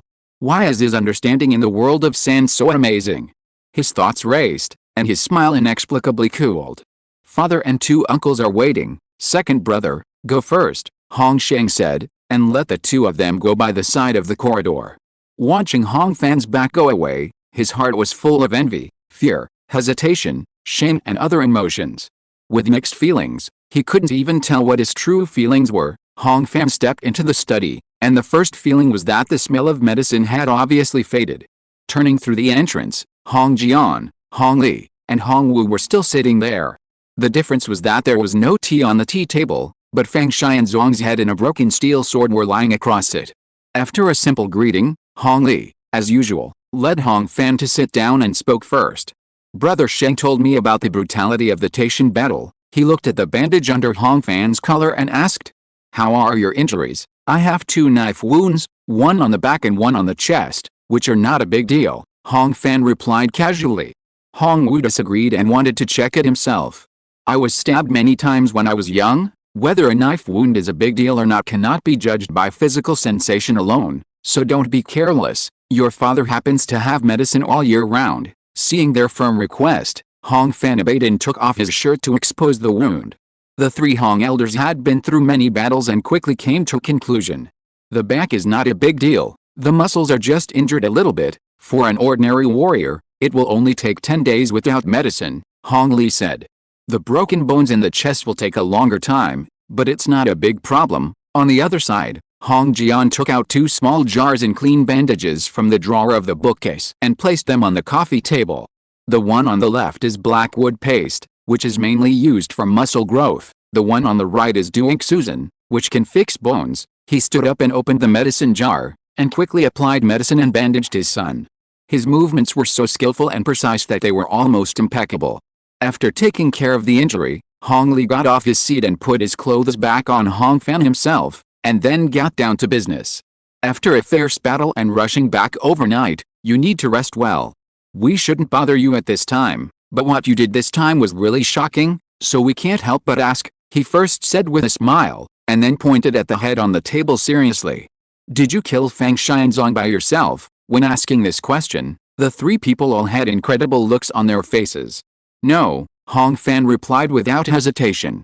He fell to his death by himself. This statement was exactly what the 3 elders thought, but they still couldn't help but feel disappointed. In about a cup of tea, Hong Fan repeated all the details from the time Fang Xianzong was lured away.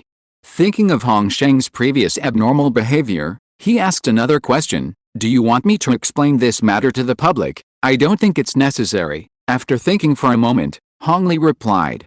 Fang Xianzong fell off the cliff partly by chance and partly because of your sand fog. It's a matter of life and death, so it's not a boast. Your uncle Hong Pan wrote to the prefecture, saying that after you inherited the sand world this year, the share of my Hong family's partnership business has increased. Others often look up to us when they hear about our Jinhei Hong family. The greater your reputation as a star god, the more helpful it will be to the family. Hong Jian nodded in agreement. After everything was agreed upon, Hong Wu suddenly asked a question as if he couldn't hold his temper. After the battle, is there any situation with the life star? Hong Fan knew what he was asking. Today's true energy is particularly active, and there should be a breakthrough in a few days. This time, all 3 of them smiled, and the depression brought by listening to Hong Sheng's report before was instantly gone. P.S. I'm really a little angry. The scheduled release of these 2 chapters has been messed up again. Why are you so cheap? I went to the outpatient clinic of Xinhua Hospital today and the doctor thought there was no big problem, just some medicine stuck. I originally imagined that it would be done with just an IV drip, like when I was a child. Chapter 87 Meeting. December 5th, early morning. The frost on the windowsill was thick, and the morning sun was just meeting the city. "Urkyu, are you up?" "Where are you?" In a small courtyard east of Jinhae City, Wu Guangzi, dressed in brocade and with a bulging belly, wiped his face with ice water and shouted as he was about to kick the door of his bedridden subordinate's room. At this moment, the courtyard door behind him was suddenly knocked open, frightening him.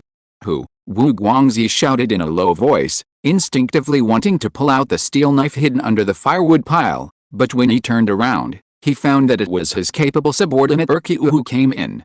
"What are you doing, you bastard?" he cursed angrily, and just as he breathed a sigh of relief, he was frightened by the sound of Urkyu closing the door.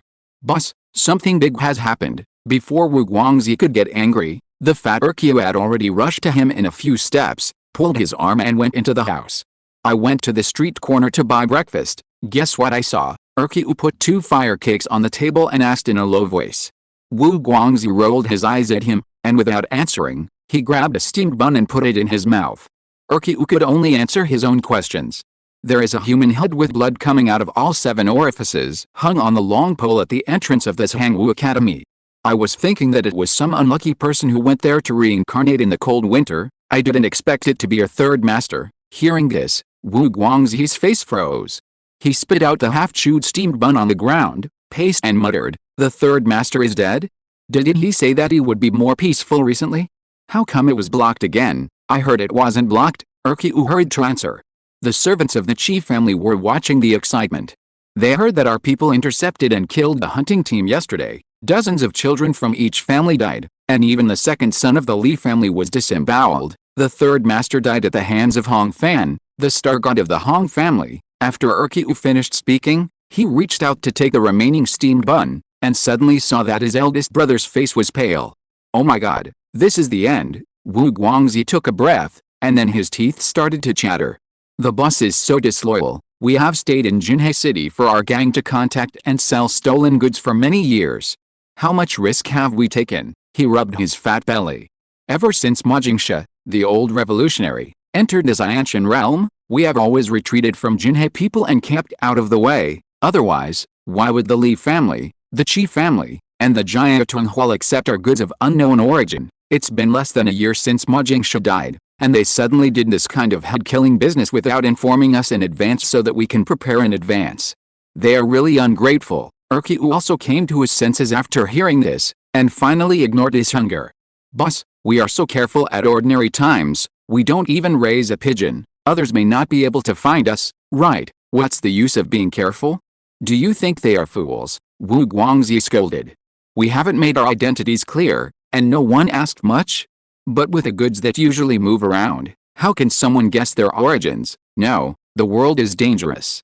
We have to retreat," he said as he took out a short knife from the bedside, and took out a bag of gold and silver from under the chamber pot in the corner, and finally picked up the only remaining fire on the table and walked towards the door.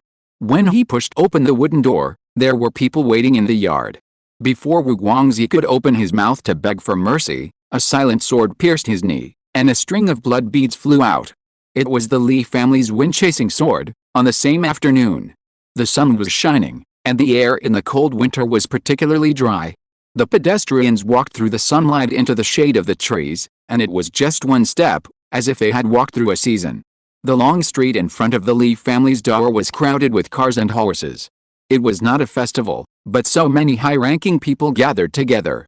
This kind of thing has not been seen in Jinhae City for a long time. Li's family, Heli Hall.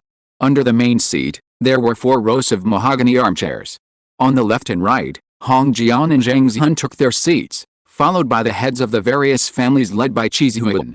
Hong Sheng accompanied his father to the meeting this time, and he also had a seat in the outer circle. After everyone sat down, the host walked out from the back of the hall, attracting a lot of attention. This was because the person who came was not Li Jiahogong, but the eldest son Li Shenji. The young master of the Li family, who always paid attention to his appearance, had red and bloodshot eyes at this time, and looked like he had not slept all night. "Dear elders, my father suddenly heard the bad news last night, and he was so sad that he vomited blood on the spot. Therefore, I will take over the meeting today." He bowed to everyone and explained. The so-called bad news was naturally the death of Li Zuchuo. Today, I invite you all here for 2 reasons, Li Shenji said in a deep voice, standing tactfully by the main seat, and did not really sit down. The first is to explain to you the situation of the attack yesterday, so as to set the record straight. He started from the departure of the team and ended with a flight out of the snow valley on the sea. The whole explanation lasted for half an hour. As the organizer of this hunting event, the Li family naturally had the most detailed and accurate information. And until the end of the speech, there was still no noise in the heli hall. Because everyone knew that since the Li family invited so many key figures, they must not only give a running account, but also give an explanation. Sure enough, Li Shenji looked around at everyone and spoke again. The second thing I'm sure you can guess, my Jinhei is adjacent to foreign races, and we have always repaid blood with blood and teeth with teeth. The He Shangfei is violent and unrepentant, and he cut off my trade routes and killed my children, to the point that it is unbearable. His voice was already hoarse, and the sound of his words was like rusty iron piercing sand, with a taste of blood. Therefore, the Li family proposes that the Jinhei surnames work together to send troops to wipe out the He Shangfei and cut off the heads of the sand bandits to comfort the dead. As soon as this was said, the followers were like thunder. Especially the dozen or so families whose core children died in this battle, such as Zhang Zhun, Qi Zihuan, etc. Their voices were full of hatred. The response receded like a tide, and the heli hall gradually became quiet. Many people looked at Hong Jian. He was one of the few who had not spoken just now. I wonder what Uncle Hong thinks, Li Shenji asked with special respect. Everyone knows that the head of the Hong family has been living in seclusion for many years and has not done anything. But no matter how low-key he is, as long as he has innate cultivation, he is undoubtedly the pillar of Jinhei City. He Shangfei has been a disaster in the Jinhei Desert for 5 years, and I naturally want to get rid of it as soon as possible, Hong Jian replied, speaking slowly and paused. But the difficulty of the sand bandits has never been strong, but hidden and swift. My dear nephew wants to send troops. I have a question. 400 miles of Jingsha, the vast sea of desolate sand, where's the old nest of He Shangfei? When this question was asked, the hall suddenly became quiet. Wang Guangji only has the ability to communicate with the gods and humans. If we talk about direct combat power, he can only be ranked in the top 5 of Jinhei City. The reason why he can be ranked 572nd on the evil list and live freely is that he hides in the desert and has 3 burrows. Just when everyone was depressed, Li Shenji was confident. The location of the nest of the sea flies, my Li family has already planned it. He waved his hand and asked his men to bring up a middle-aged man with a big belly and a lame leg from the back hall. This man is called Wu Guangzi, and his identity is the high-level leader of the sea flies, responsible for selling stolen goods and purchasing. Although he concealed his identity in every possible way, he has lived in the city for a long time, so how can he be impervious? After the incident, he was about to escape, but I arranged Wu Danqi to capture him in advance. Li Shenji pulled up Wu Guangzi's head and face to show everyone, and asked someone to present a newly drawn map. This map was of the Jinhei Desert, with dozens of locations marked with red pens, and several core locations were marked with red crosses. Chapter 88 The Road Under Your Feet. The heads of the families took a quick look at the map and immediately found that the locations of the water sources and oases they knew about were all on it, which showed that the contents were genuine. There was a noisy voice in the heli hall. I personally interrogated Wu Guangzi and learned that He Shangfei's nest was built in a cave in the Gobi Mountains. There is an underground river supplying water. 1 man can block the pass and 10,000 men cannot open it. In the scorching atmosphere, Li Shenji spoke loudly. Last night, when my master was vomiting blood and lying in bed, I ordered that this time, my Li family will provide manpower, money, and bear the compensation for casualties. I only ask for speed. He Shangfei dared to intercept the hunting team this time, and he must have planned it in advance.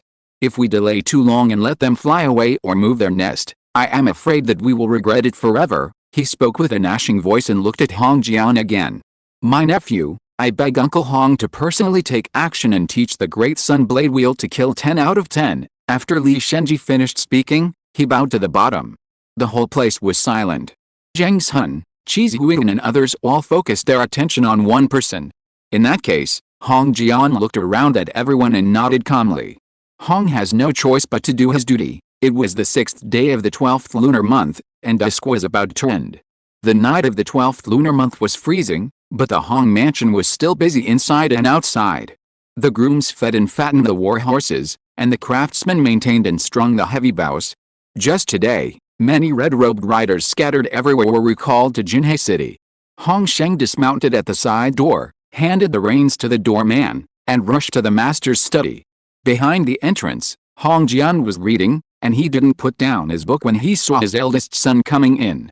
"Father, more than a dozen families gathered together for 3 hours, and the entire arrangement has been carefully discussed." Hong Sheng didn't care when he saw this, and while talking, he picked up the teapot and poured half a pot of boiling water into his throat.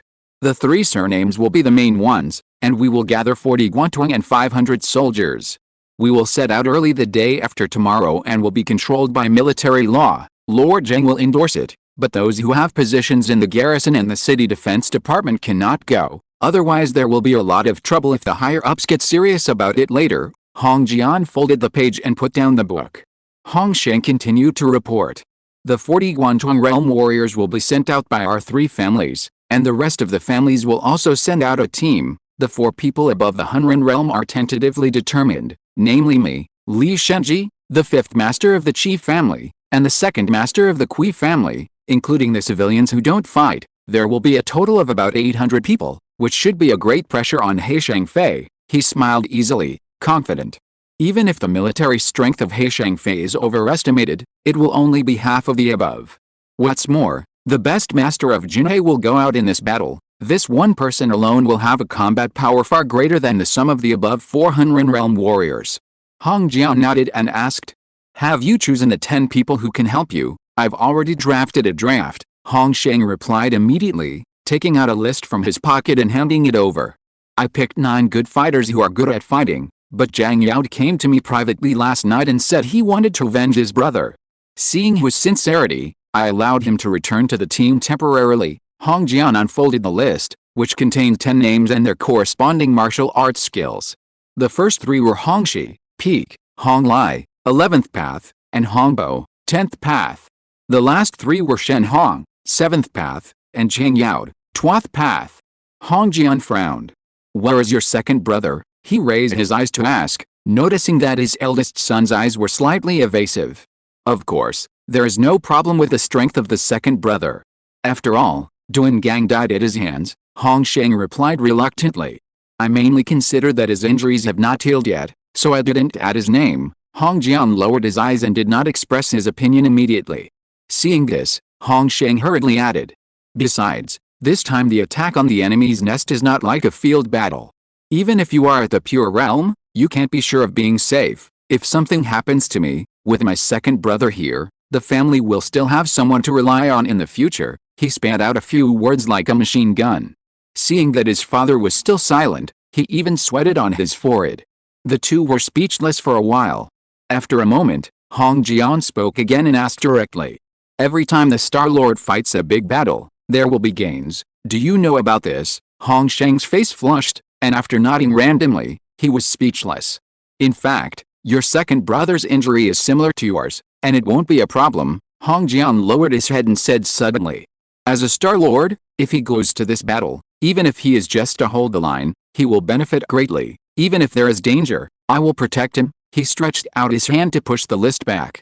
"Father is right, my son has not considered it." Hong Sheng took the list and replied embarrassedly, "I will go and make new arrangements." He stood up and wanted to escape from the study. At this time, Hong Jian suddenly stopped his eldest son. "Ah Sheng!" Hong Sheng froze in place. He turned around and saw his father standing behind the table, looking at him with a worried look. The 2 looked at each other, and Hong Jian slowly asked, "Ah Sheng, what do you think of martial arts?" This should have been a very simple question. But at this time, Hong Sheng looked ashamed and couldn't answer. So Hong Jian walked around the tea table and asked again loudly, "Is it 1,000 troops fighting for a single plank bridge, or a person walking alone through water and mountains?" The father walked in front of the eldest son and stood still, his tiger eyes piercing like 2 balls of flames. Hong Sheng's breathing became rapid. In his eyes, the world was falling into fire. The air was heating up, the land was melting, and the flames flowed in from his mouth and nose, about to ignite his 5 internal organs. In a trance, everything was inlaid with a golden edge like the sun. Time in the study seemed to be stagnant, And only the thunderous voice entered his mind word by word. 2,000 years after Zulong opened the world, there are already more than 100 martial arts classics and canons. In the 9 provinces of Dahua, talented people emerge one after another, like crucian carp crossing the river. As he spoke, Hong Jian raised his hand. Sheng, the more dazzled you are, the more you feel short of breath, the more you must understand, the road is only under your feet. As the sky and the earth shook, Hong Sheng felt a hot palm patting his shoulder. His mind was blank for a moment. After a moment, when Hong Sheng came to his senses in a daze, he found that he was still standing there, still holding the list in his hand.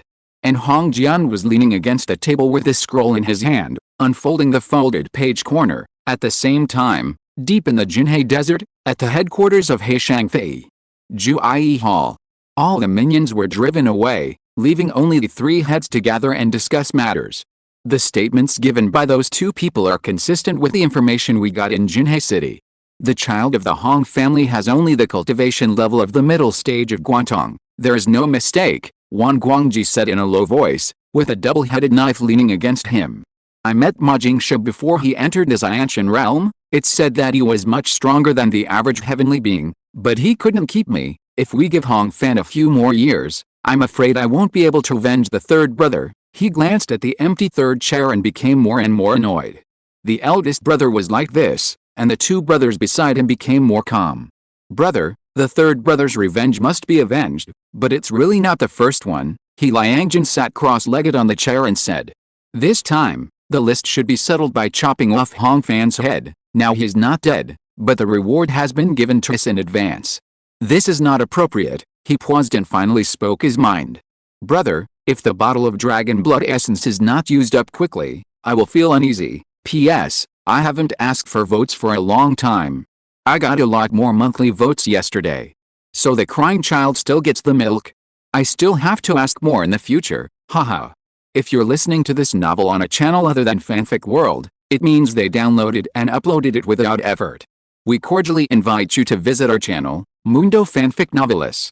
There you'll find the original version of this story and you can explore many other novels of various genres. We're waiting for you to immerse yourself in a world of incredible novels. Chapter 89 Trial.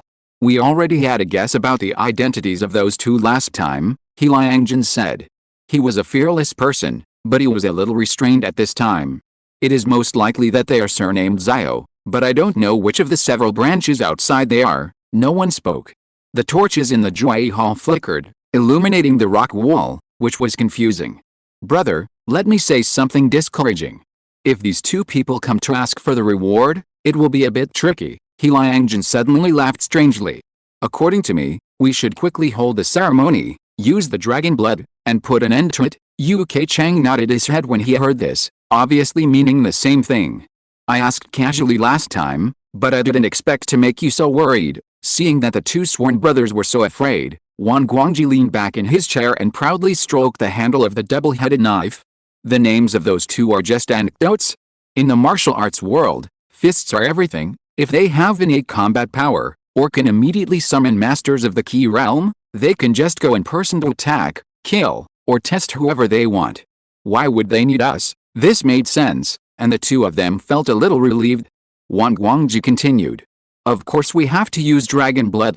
I personally contacted the auxiliary medicines, and the last batch will arrive in 7 days. Once the materials are ready, we will perform the ceremony immediately. The atmosphere in the Juai Hall immediately brightened.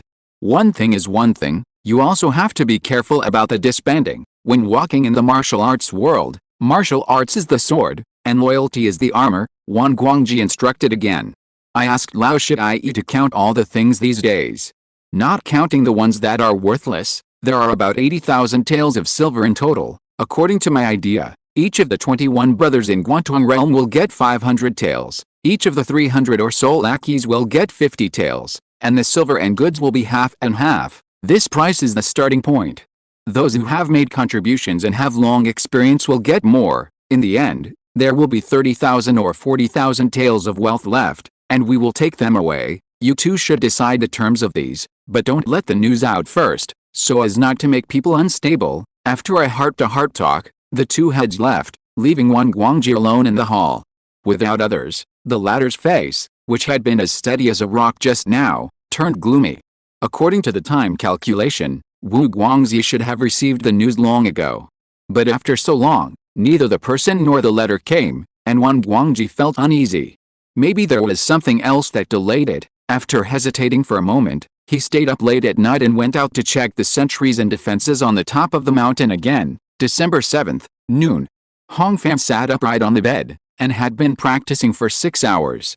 Since returning from hunting, his blood, qi and spirit have been in an extremely active state. Even if he does not practice visualization, the true qi will naturally circulate, loosening the meridians and acupoints, far exceeding the effect of medicine and external objects. After several days of hard practice, the vital energy captured by the life star will be transformed into solid practice.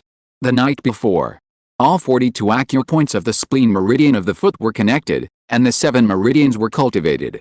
This morning, the knee pass point of the liver meridian of the foot was successfully opened, and half of the 14 major acupoints of the 8th meridian were broken. At 9 o'clock in the morning, Hong Fan checked in front of the bronze mirror and found that all the wounds on his back were scabbed. Although the sternum was not healed, it would not affect the movement as long as it was not hit by external force. From his physical evaluation, on the one hand, it was the help of the life star, and on the other hand, it was also the amazing effect of the Duangsu powder and blackwood paste he used. Looking back, Hong Jian obviously lived in seclusion and rarely went out. He was very skilled in using medicine to treat injuries, but he seemed to have been working hard for a long time and was soaked in medicine jars. After putting on his martial arts uniform, Hong Fan stopped thinking about it and walked into the courtyard. He had received a message from Hong Sheng that he would have a share of the expedition to the sea tomorrow. It was also within his expectations. It happened that his cultivation had made another breakthrough, so he planned to complete the non-Newtonian fluid armorization, V3.1, that was just one step away today. In the Choi courtyard, Tang Dajie was chopping wood behind the house, and Tao Hong and Liu Lu followed Aunt Liu to the market to buy vegetables. Hong Fan carefully compared the previous test records, slightly adjusted the sand, water, air parameters, and shaped a sand shield more than 10 centimeters thick on his left arm. He slowly pressed his right palm in. The touch was like entering water, fine, soft, and cold. Then he suddenly pulled his arm out. The sand shield was slightly tight at first, and then exploded on the ground in an instant.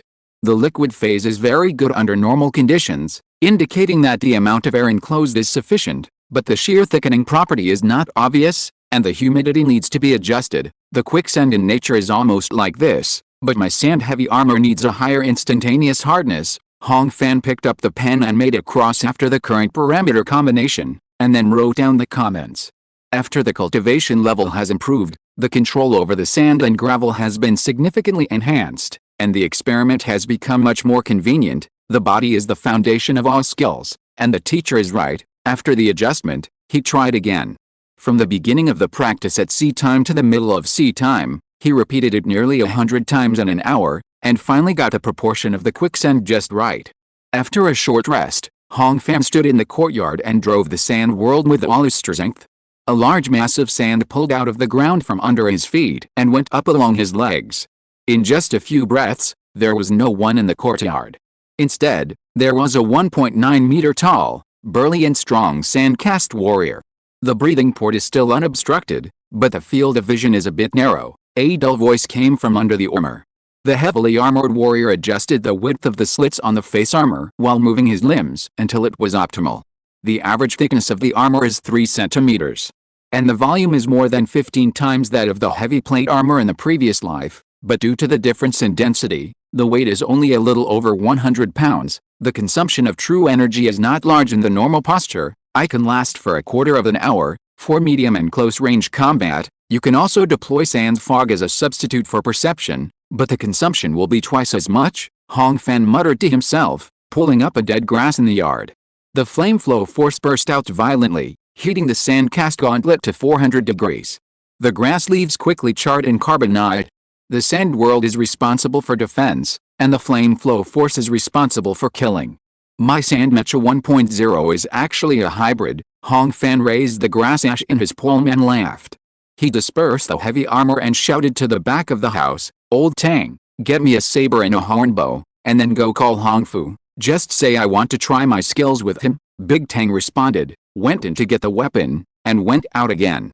Soon, the little fat man arrived. After closing the gate, Hong Fu was shocked to see his brother transformed into a bright yellow giant in a few seconds. This is a new trick I have figured out. Come and help me test its power, Hong Fan said, pointing to the various weapons placed on the side. Hong Fu nodded and picked up a saber.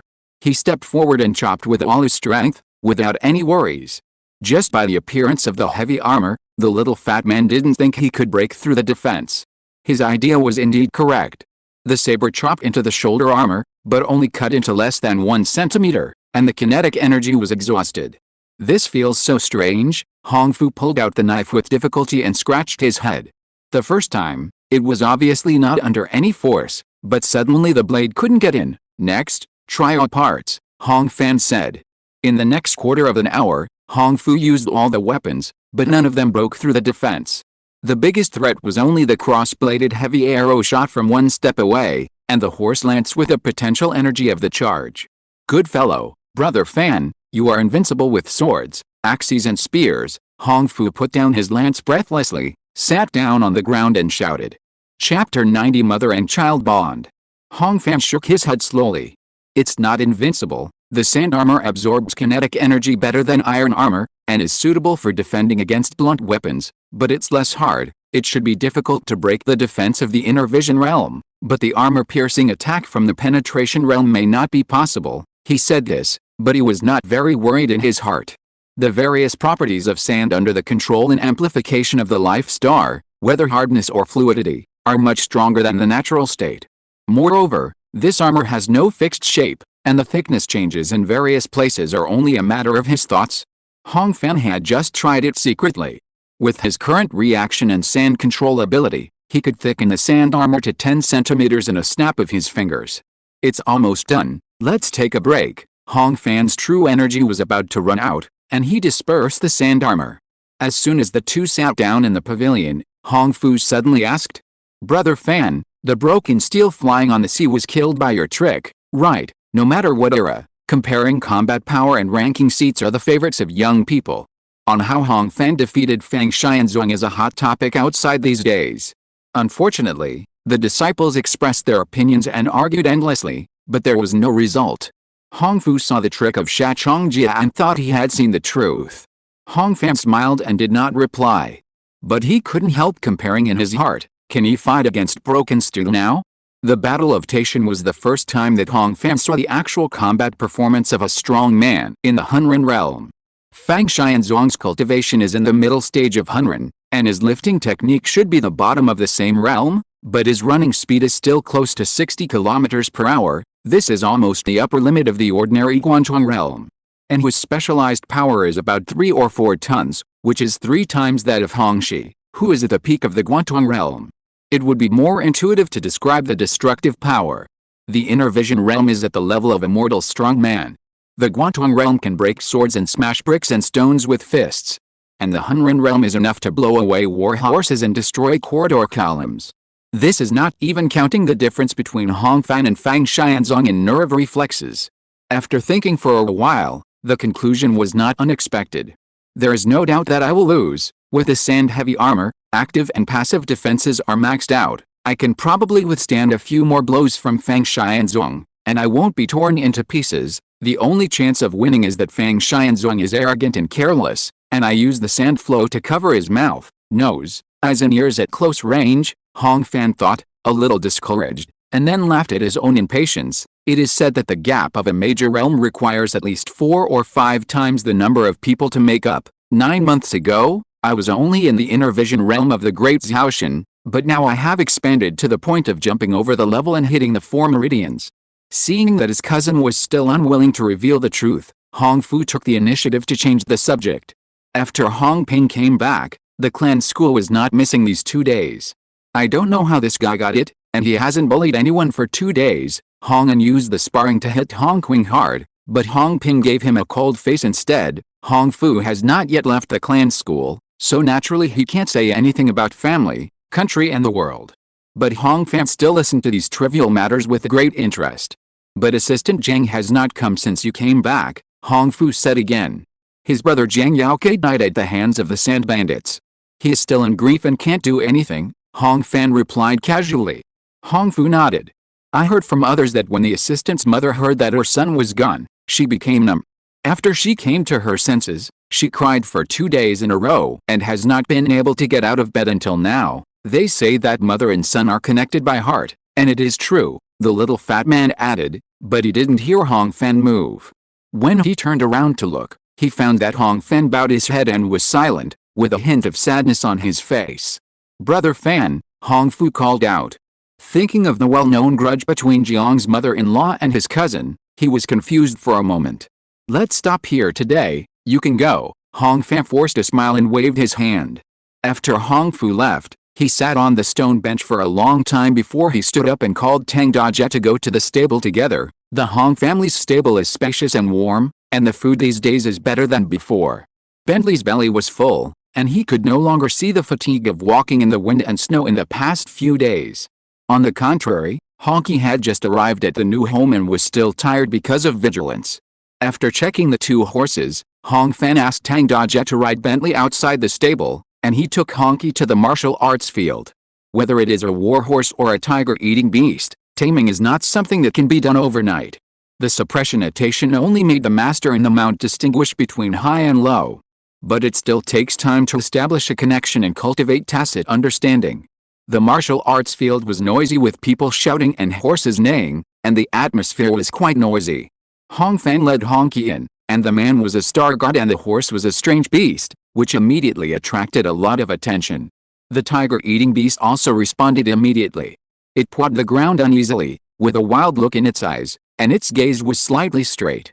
Relax, Hong Fan grabbed the reins with one hand and patted the horse's neck with the other, comforting it. Getting familiar with human comrades and the sounds of the battlefield was the main purpose of bringing it here. After a while, Honky's nervousness gradually subsided, and he was able to walk around the field with his master. Hong Fan had some time to observe. There were about 40 people on the battlefield, and several of them were on the list of tomorrow's expedition. Since ancient times, wars have been dangerous, and even great victories will not be without casualties. When soldiers go to war, they have to say goodbye to their families, and they may even feel so heavy that they leave a suicide note. It is rare to be able to keep calm and train when a war is imminent. Hong Jian usually hides himself, but I didn't expect him to have such prestige in the tribe, Hong Fan thought. And his eyes swept over everyone. Hong Bo wore heavy cloth armor and let Huang Ji shoot from behind and from the side with headless arrows to train him to listen to the wind and avoid arrows. Hong Lai changed to a footbow to practice marching rapid shooting. Jiang Yao occupied a corner, holding a knife with both hands and slashing at the target, each time the knife pierced the wood. But whenever Hong Fan rode by, everyone, regardless of their relationship, would stop and greet him. Even the arrogant Hong Bo did the same. This was almost a treatment of the pure realm. What fate star, potential, after all, cannot be as solid and shocking as the record. Hong Fan sighed in his heart and passed by the weapon rack. Under the rain shelter eaves, a 20 jin weight, half-remaining sharp sword was newly placed in the center of the wooden rack. It was broken steel. Fang Xianzhuang's head was sent to the Hangwu Academy to cancel the wanted order, and Fang Xianzhuang's sword was donated to the clan by Hong Fan as a trophy. Finally, it was placed here to show bravery and encourage everyone. Fortunately, the Hangwu Academy issued a reward of 500 taels of silver, otherwise you would have to live frugally this year. Hong Fan scratched Honky's cheek. Tiger-eating beasts have canine teeth and are omnivores. With such a strong vitality, it is not impossible to feed him by eating only grains and cereals, but he will inevitably be malnourished. Therefore, Hong Fan did not intend to save the 250 won per day for food. After all, his heavy armor and full set of weapons weighed nearly 300 jin, not including horse armor, and ordinary war horses really couldn't bear it. Ordinary war horses can carry 300 jin, but it is difficult to run and cannot last long. Half an hour later, Honky was tired of walking and began to butt his master's shoulder with his horse's face. Hong Fan laughed and cursed a few times, walked out of the martial arts field, and found a person standing silently outside the wall. It was Jiang Yao. When he saw Hong Fan coming out, he quickly stepped forward and bowed. "Second master, Yao has something to say to you. You go ahead." Hong Fan put away his smile and responded. Jiang Yao confirmed that there was no one around, took a deep breath and whispered, The day before yesterday, I went to see the eldest son privately to ask for a place in the expedition. I happened to see the list, and your name was not on it. He probably doesn't want to see you go with him." Hong Fan was stunned when he heard this. He didn't expect the other party to send him such a message. But looking at Zhang Yao's swollen eyes, Hong Fan immediately reacted. This man hated Hong Sheng and Hong Ping, the brothers. As for the reason, it was nothing more than Hong Sheng, as the leader, failed to protect Zhang Yaoke, or Hong Ping could avoid it, causing his close followers to lose their lives in vain. "I understand, thank you for telling me," Hong Fan replied, and seeing Zhang Yao's depressed expression, he added another sentence. "The 7 emotions can hurt a body. Sadness will make the spirit disappear, thinking will make the spirit stagnate. This battle is on the sea. You and I will kill a few more sand bandits, just as a farewell for your brother." Zhang Yao nodded slightly, squeezed out a grateful smile, turned and left. Perhaps due to the lingering grief, his originally tall and straight back actually became a little hunched. Hong Fan stopped and watched him go, sighing. He recalled the hunting battle, when he was the one who agreed to Hong Ping's wish to join the battle. As for Hong Sheng's unbalanced mentality and the corresponding small actions, Hong Fan didn't take it to heart at all. P.S. I couldn't continue writing halfway through today. After much thought, I found that there was a problem with the logic of the plot, which conflicted with a character's personality. Finally, after discussing with the operation officer, we decided to make major changes. MD, not only did I not write a chapter after a day's work, but I also had to make major changes to what I wrote yesterday. I'm really sick. Chapter 91, The Immortal Valley God. On the 8th day of the 12th lunar month, in the early morning, the sun was white. The northwest wind blew fine sand, smashing it against the city wall. Outside the west gate of Jinhe City, more than 500 soldiers lined up in families, followed by a larger logistic baggage pulled by camels and oxen. Hong Jian, dressed in a robe, stood under a 5-meter-high marching banner. In front of the battle, Hong Sheng rode back and forth on horseback to conduct the final roll call. Although the scale was less than 1,000 people, and although it was just civilian revenge, the efficiency of being able to complete the motion, wrangling, allocation, and organization within a few days still surprised Hong Fan. On the one hand, this was because the Jinhe tyrants had outstanding execution. On the other hand, it was also because Li Zuchuo died in battle, and the Li family was willing to pay all the military funds and pensions. Since ancient times, money makes things easier, even in war. At the beginning of the Chen hour, everything was ready. There was no lecture, no flag sacrifice. Hong Jian just waved his hand, and the whole army marched out. Half an hour later, Hong Fan rode into Jinhe for the second time on horseback. The desert has different faces in different seasons. In summer, the temperature of the Golden Sea is nearly 40 degrees, the sand is golden, and the southwest wind is as hot as fire, forcing people to wear a scarf. In winter, the Golden Sea turns into ice, and the silver sand is silent, but in the tranquility, it shows a fluidity and hugeness far beyond other seasons. Because the north wind is the strongest in the west of Liangzhou, every winter, it can shape sand dunes with larger drops and more dramatic ups and downs. Hong Fan followed the team to climb the sand ridge. At first, he didn't feel it was steep, but when he reached the highest point, he suddenly realized that the drop from the starting point was 50 meters. Standing on the sand peak, Hong Fan looked up at the north wind and instantly witnessed the infinity in its writing. Starting from the Arctic sky, smooth golden ribbons wrapped around the earth, extending silently from the sky, first expanding into a 100-meter barrier in front of and under the feet, and then winding and disappearing to the end of the southern sky. The narrow team of 800 people seemed like a black thread in it. Hong Fan unconsciously restrained his breath and reined in his horse. But he couldn't look away, and instead watched everything more greedily. The cliff of sand covered half of the valley. The mountains and ridges were linked together with countless ups and downs to form a resting dragon. And the sand palaces of various shapes such as honeycombs, feathers, fish scales, and high towers may carry the spirit of Jinhai. The power of heaven and earth is so majestic, Hong Fan murmured in a low voice, and his emotions were interrupted by the snort of Bentley under him. It turned out that he unconsciously grabbed the mane on the horse's neck, causing pain to the mount. "Good horse, my fault." Hong Fan patted the horse to apologize, but found that his upper dantian was slightly burning, and the sand world was running at high speed, revealing an excited mood. Others also noticed his abnormality. "What's wrong, Hong Fan?" You seem to be absent-minded for a while." Hong Lai stopped his horse and asked with concern. "Nothing else, just a little shock." Hong Fan replied with a smile. "Seeing Jinhai's eternal life, I suddenly realized how insignificant I am. How can Jinhai be said to have eternal life?" Hong Shi, who rode up on his horse, laughed. Seeing Hong Fan's inquiring eyes, he explained. "Northwest of Liangzhou, 1,000 years ago, it was a huge wet swamp.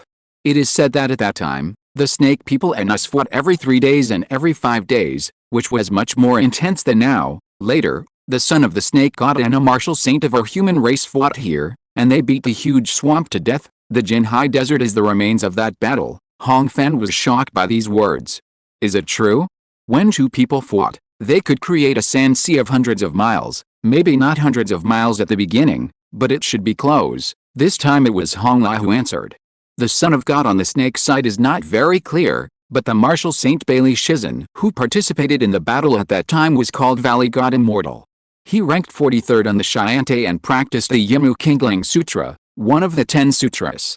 Now the head of the Martial Arts Academy is ranked 2nd on the Xianbang, and he also practices this sutra. The Yimu Kingling Sutra can extract the vitality of all spirits to replenish oneself, and any injuries can be healed in the blink of an eye. It is said that the battle lasted for a long time.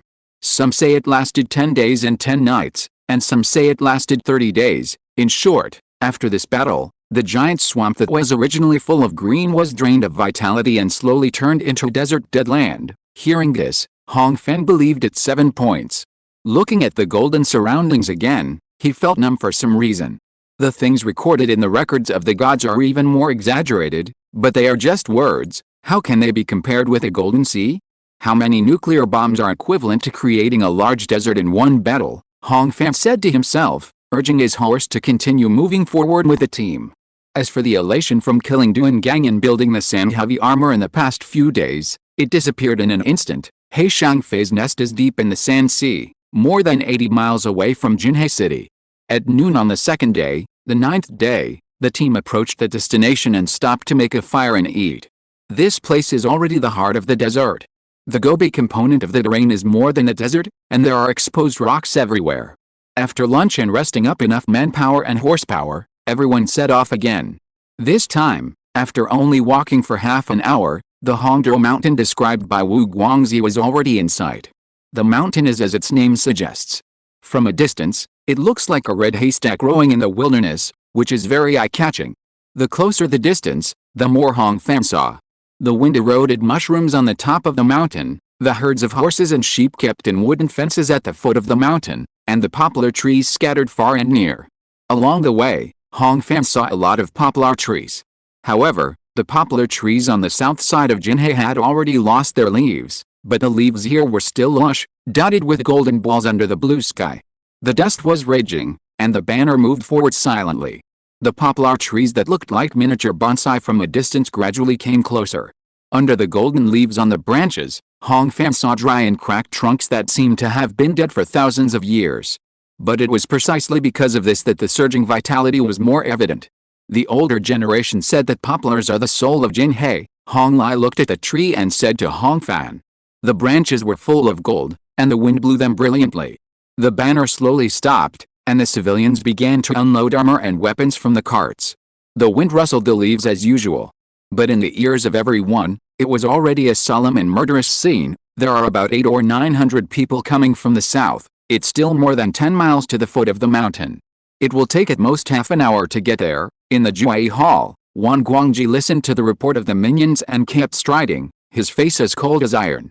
He stepped on the rock after leaving the cave, and indeed saw a group of black ants crawling in the distance. It's only been a few days, and we only came back on the morning of the 6th day. It's just the 9th day. Even if the Jinhai people want to retaliate, how could they come so quickly? Yu Keicheng, who was following behind his eldest brother, was breathing rapidly, and his words were full of disbelief. And the location of Hongdao Mountain, how do they know? He asked several questions in a row until he was frightened by Wan Guangji's hawk-like eyes. Go and wake up everyone in the cave, put on full armor and prepare weapons. The big boss of He Shangfei first gave orders to the minions, and then looked at the two brothers.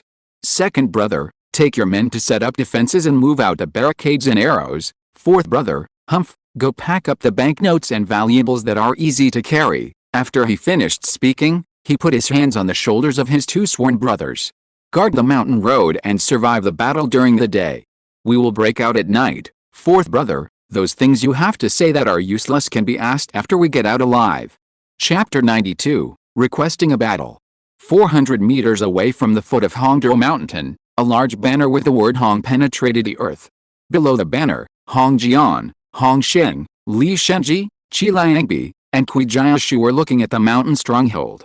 The roots of poplar trees are very deep, and there must be water under where they grow. The second master of the Kui family stroked the iron ring on his finger and said, "That Wu said there is a large underground river under the cave of Hongdao Mountain. It seems that what he said is true. Since there is no shortage of water for flying on the sea, we may not be able to outlast them." After coming from afar, he frowned and watched the sand bandits drive the sheep and horses up the mountain road and into the cave. Hongdao Mountain is only 100 feet high. Compared with the continuous mountains in Liangzhou, it is just a small stone ridge. But Wan Guangji chose this place as his lair, not just for the water source. As Wu Guangzi said, the road up the mountain is divided into 3 sections, roughly in the shape of a character. Li Shenji looked into the distance and said, "These 3 sections are like 3 passes, each of which is easy to defend but difficult to attack. In my opinion, the more we fight this battle, the easier it will be. If it drags on and becomes a stalemate, I'm afraid there will be heavy casualties." As he said, Hong Fan, who was standing nearby, could also vaguely see the fortifications of the bandits. The horizontal line below the word was about 100 meters long. The bandits on the road had already set up more than a dozen layers of barricades. The vertical line of the word was a dangerous path sandwiched between cliffs, only 3 or 4 meters wide. The average drop of the rock platforms on both sides was 20 to 30 meters, and there was a parapet made of stones on top. The horizontal line above the word leading to the cave entrance was relatively better, but the attackers who climbed up first would inevitably be surrounded on 3 sides, and it would be difficult to gain a foothold. After taking a general view of the situation, Hong Fan's mind floated with the 8 words, "One man guards the pass, 10,000 men cannot open it." He glanced around, and everyone around him looked embarrassed. But the arrow was on the string and had to be shot. After a cup of tea, 40 Guantong realm masters and 500 soldiers were all wearing armor and fully armed. On the top of Hongdao Mountain, a large black flag with the word "One" was erected, and hundreds of archers stood behind the stone wall, facing the team at the foot of the mountain. Under Hong Jian's order, Hong Sheng walked to the foot of the mountain and stood still, shouting to the sand bandits to surrender. The voice shattered on the top of the mountain, but there was no response. A moment later, He Liangjin leaned out from the steep cliff more than 100 meters high, raised his hand and shot an arrow, which was broken by Hong Sheng's bare hands. At this point, the 2 sides had nothing to say. According to the scouts' observations and Wu Guangzi's intelligence, Hongdao Mountain is steep on all sides. There is only one way up the mountain, and there is no secret passage. Hong Jian leaned on his long sword. With a cliff of dozens of feet and archers waiting in formation, even a warrior can't get up. The 3 passes of the mountain can only be taken one by hard bridges and hard horses. There is no other way. He looked around at everyone as he spoke, as if waiting for someone to volunteer. And Qi Liangbi really took the initiative to step out. "Brother, west of Liangzhou, everyone knows that the brave cavalry of Jinhe are wearing iron armor and are fearless in battle." He bowed and asked, "In this battle, my Qi family is willing to lead the first battle." Hong Jian waited for a moment, and when he saw that no one else spoke, he gave the order. Not long after, 10 brave cavalrymen led their own team of 100 people to line up in front of the battle. Qi Liangbi put on heavy armor weighing more than 50 kilograms and led the front with a steel axe. He must be the first to climb the ladder in battle. "Master Qi Wu is really brave," Hong Bo praised in the red-clothed cavalry formation. But Hong Lai crossed his arms and disagreed. "He is brave, but not necessarily brave." Several people were puzzled, only Hong Fan nodded in agreement. "What do you mean?" Hong Bo asked. Not only him, but Hong Shi, Shen Hong and others were also confused. Generally speaking, the first battle is to meet the strongest enemy and the greatest danger. This is also the reason why the other families hesitated. Hong Fan and Hong Lai looked at each other and explained. But this battle is different. Although the first section of the road is long and narrow, and is densely covered with barricades, the height difference from the bottom of the mountain is too small, He Shangfei is unlikely to deploy heavy troops here. Hongbo is experienced and reacted after just one sentence. Yes, the highest point of this section of the road is only 30 or 4 feet. With our strength, it is not difficult to go up even if we are wearing heavy armor. If the sand bandits send 100 or so people to try to delay them with barricades, my master only needs to let a few of them lead the 2 teams to climb up from the side and penetrate, and they can cut off their way back and turn the stalemate into annihilation. He punched his palm, but he couldn't help looking at Hong Fan with surprise. The latter was only experiencing actual combat for the 3rd time. How could he be so sharp? I don't know much about the actual battle formation. Hong Fan saw what he was thinking and explained with a smile. But Master Chi Wu's performance just now made me guess his intentions, and I was able to deduce the reason. After the Chi family clears the barricades, they should be able to withdraw after losing a few people at the 2nd stage. There must be a balance among the coalition forces. Since the Chi family has held on to the 1st stage, it will be difficult for the master to force them to use him when the 2nd and 3rd stages are more difficult. His words were so logical and well-reasoned that even Hong Lai was a little surprised. In his 2 lives, Hong Fan lived in a very different social form, but people's hearts were the same. For each powerful force in the coalition, the first goal was not to win, but to preserve their own strength as much as possible. On the other side, more than 100 soldiers went up the mountain road and began to endure the baptism of arrow rain. Qi Liangbi, who had mastered the 5 meridians, held an axe in both hands, ignored the arrows hanging on his armor, and strode forward with his face down. 10 brave cavalrymen followed closely in 2 rows, using their bodies as shields. On the 2-meter-wide gravel road, no matter what was blocking the way, whether it was a barricade or a fence, it was easily smashed by the warriors wielding heavy weapons. Things developed as expected. The 2 teams of sand bandit archers at the end of the mountain road retreated to the high ground immediately after a few rounds of random shooting.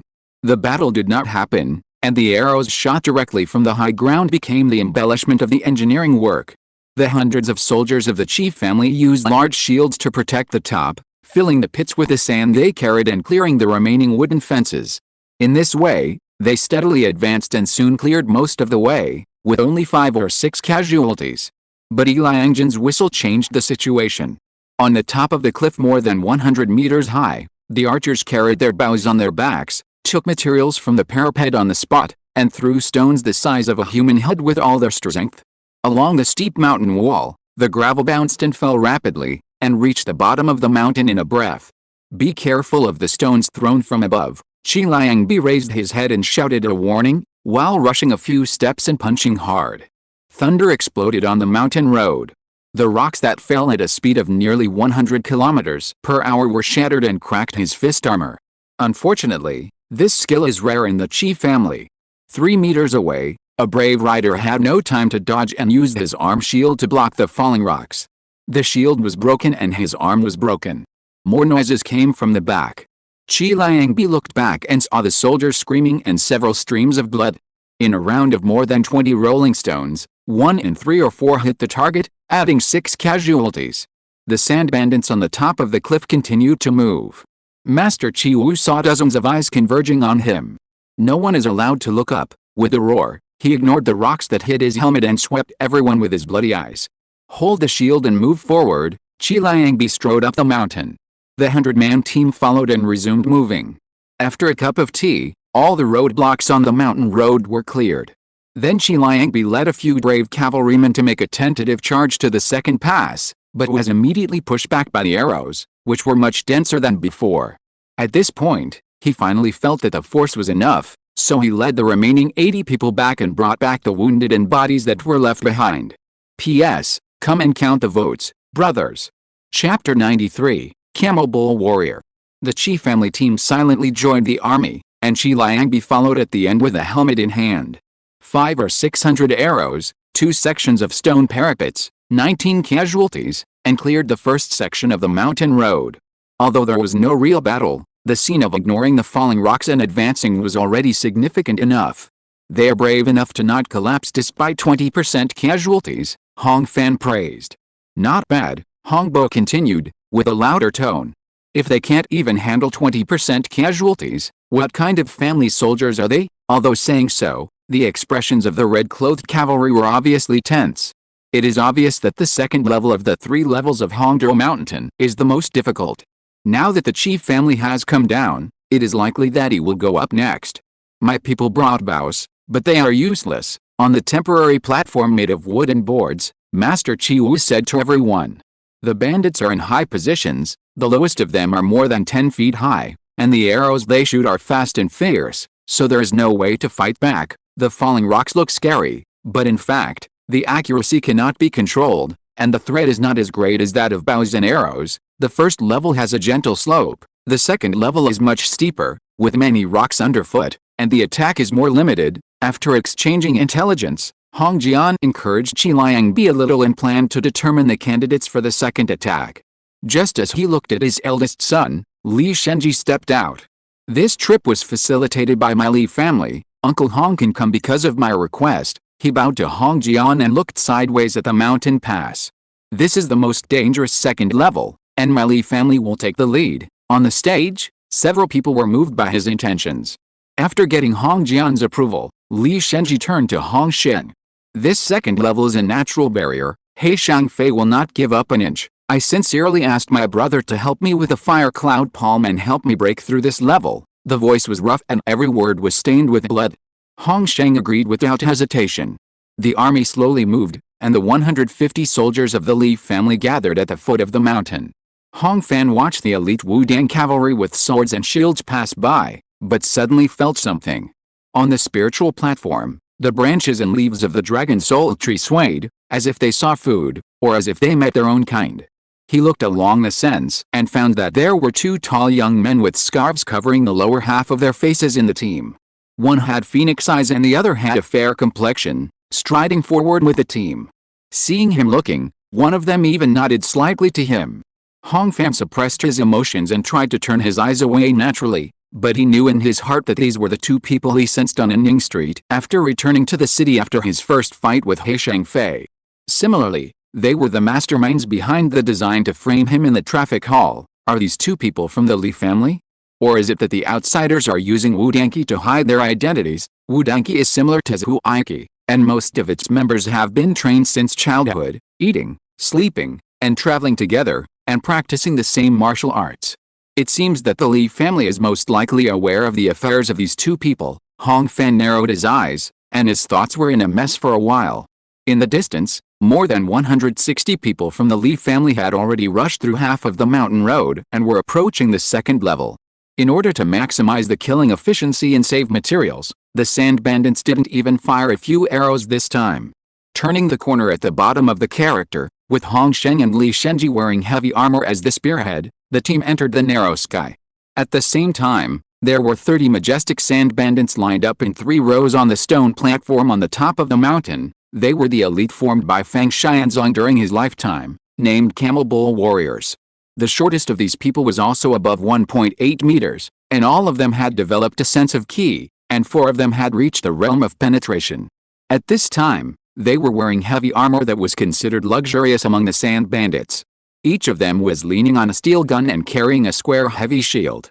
Team 1, go to the Black Knight Demon. He Liangjin stood by with his hands behind his back and ordered. The 10 camel ox warriors in the first row looked embarrassed, but under the watchful eyes of the second in command, no one dared not to take the black pill in their hands. That is, Black Knight Demon. After taking the pill for just a few breaths, all the expressions on the faces of the 10 camel ox warriors disappeared, turning into fearlessness and numbness like rotten wood and rock. Then, under the scolding of He Liangjin, they divided into 3 rows, holding a spear in one hand and a shield in the other, carrying 30 lightly armored minions, and pushed down along the narrow sky. Between the 2 cliffs, there was already a bitter sea of falling rocks and arrows. In the middle of the bitter sea, the vanguards of the 2 armies rushed towards each other like waves. Hong Sheng ignored the stray arrows and slowly gathered his strength, and blasted out the fire cloud palm with all his strength. The invisible flames rushed 10 meters in a moment and hit the shield wall of the warriors head-on, first scorching the skin black, and then surging like a tide. The 2 minions in the gap of the array had their hair and beards burning, and fell down wailing. However, the warriors in heavy armor ignored the burns on their faces and backs of their hands, and only paused slightly. Beside Hong Sheng, 2 Wudang cavalrymen jumped over him and rushed into the spear forest. While their long swords split the big shields, They were also stabbed and lost their balance, rolling to the ground. The width of the front was less than 4 meters, with dozens of meters of solid walls on both sides and a dense spear and shield formation in the middle. The battlefield was not like a duel. I couldn't move myself, the enemy formation couldn't be mobilized, and there was no way to talk about flaws. The extremely unfavorable combat terrain made it impossible for the Guantong Realm warriors to gain any advantage. The rain of arrows could still be resisted by armor, but even the Wudang cavalry couldn't withstand the falling rocks as big as a human head. Thunder roared in the valley, and invisible swords of Qi kept breaking sandstone in midair. Li Shenji lagged behind the battle more than 10 meters, and kept releasing thunder swords. With the support of the 5 meridians, each of his thunder swords could penetrate the heavy shield and armor, and break the skin and joints of the camel ox warrior. But that was all. After taking the Black Knight Forsaken, the human body has almost no perception of pain, and the sense of fear will also become very weak. Unless the sword of Qi hits the heart, throat or other vital parts, or bleeds out, the camel ox warrior will continue to fight. A cup of tea passed. The rock wall was covered with blood. The roaring shouts gradually weakened. Li Shenji used up his true Qi, his saber broke, and he fought on foot with a short spear he picked up. Hong Sheng's helmet was still there, and his shoulder armor was full of arrows, but his ankle was grabbed when he attacked from above. He lowered his arm, casually grabbed the face of the warrior who was ripped open at his feet, and urged his iron hand. The sizzling sound of burning flesh was heard, and the ankle was immediately relieved. In front of the 2 men, there were still 3 camel bull warriors left in the second team. Behind the 2 men, the bodies left by both sides covered a steep slope. The narrow passage was still more than 20 meters away from being killed. Seeing the urgent situation, He Liangjin kicked open the wooden box beside him, took out one of the 3 wooden jars the size of a human head, lit the fuse and threw it down. The fire jar was falling in the middle of several Wudang riders. Hong Sheng saw it with his peripheral vision and wanted to warn them, but it was too late. Flames burst. A roar 10 times louder than the thunder sword expanded in the narrow passage. Li Shenji, who was about to stab with his spear, felt someone push his back and stumbled forward.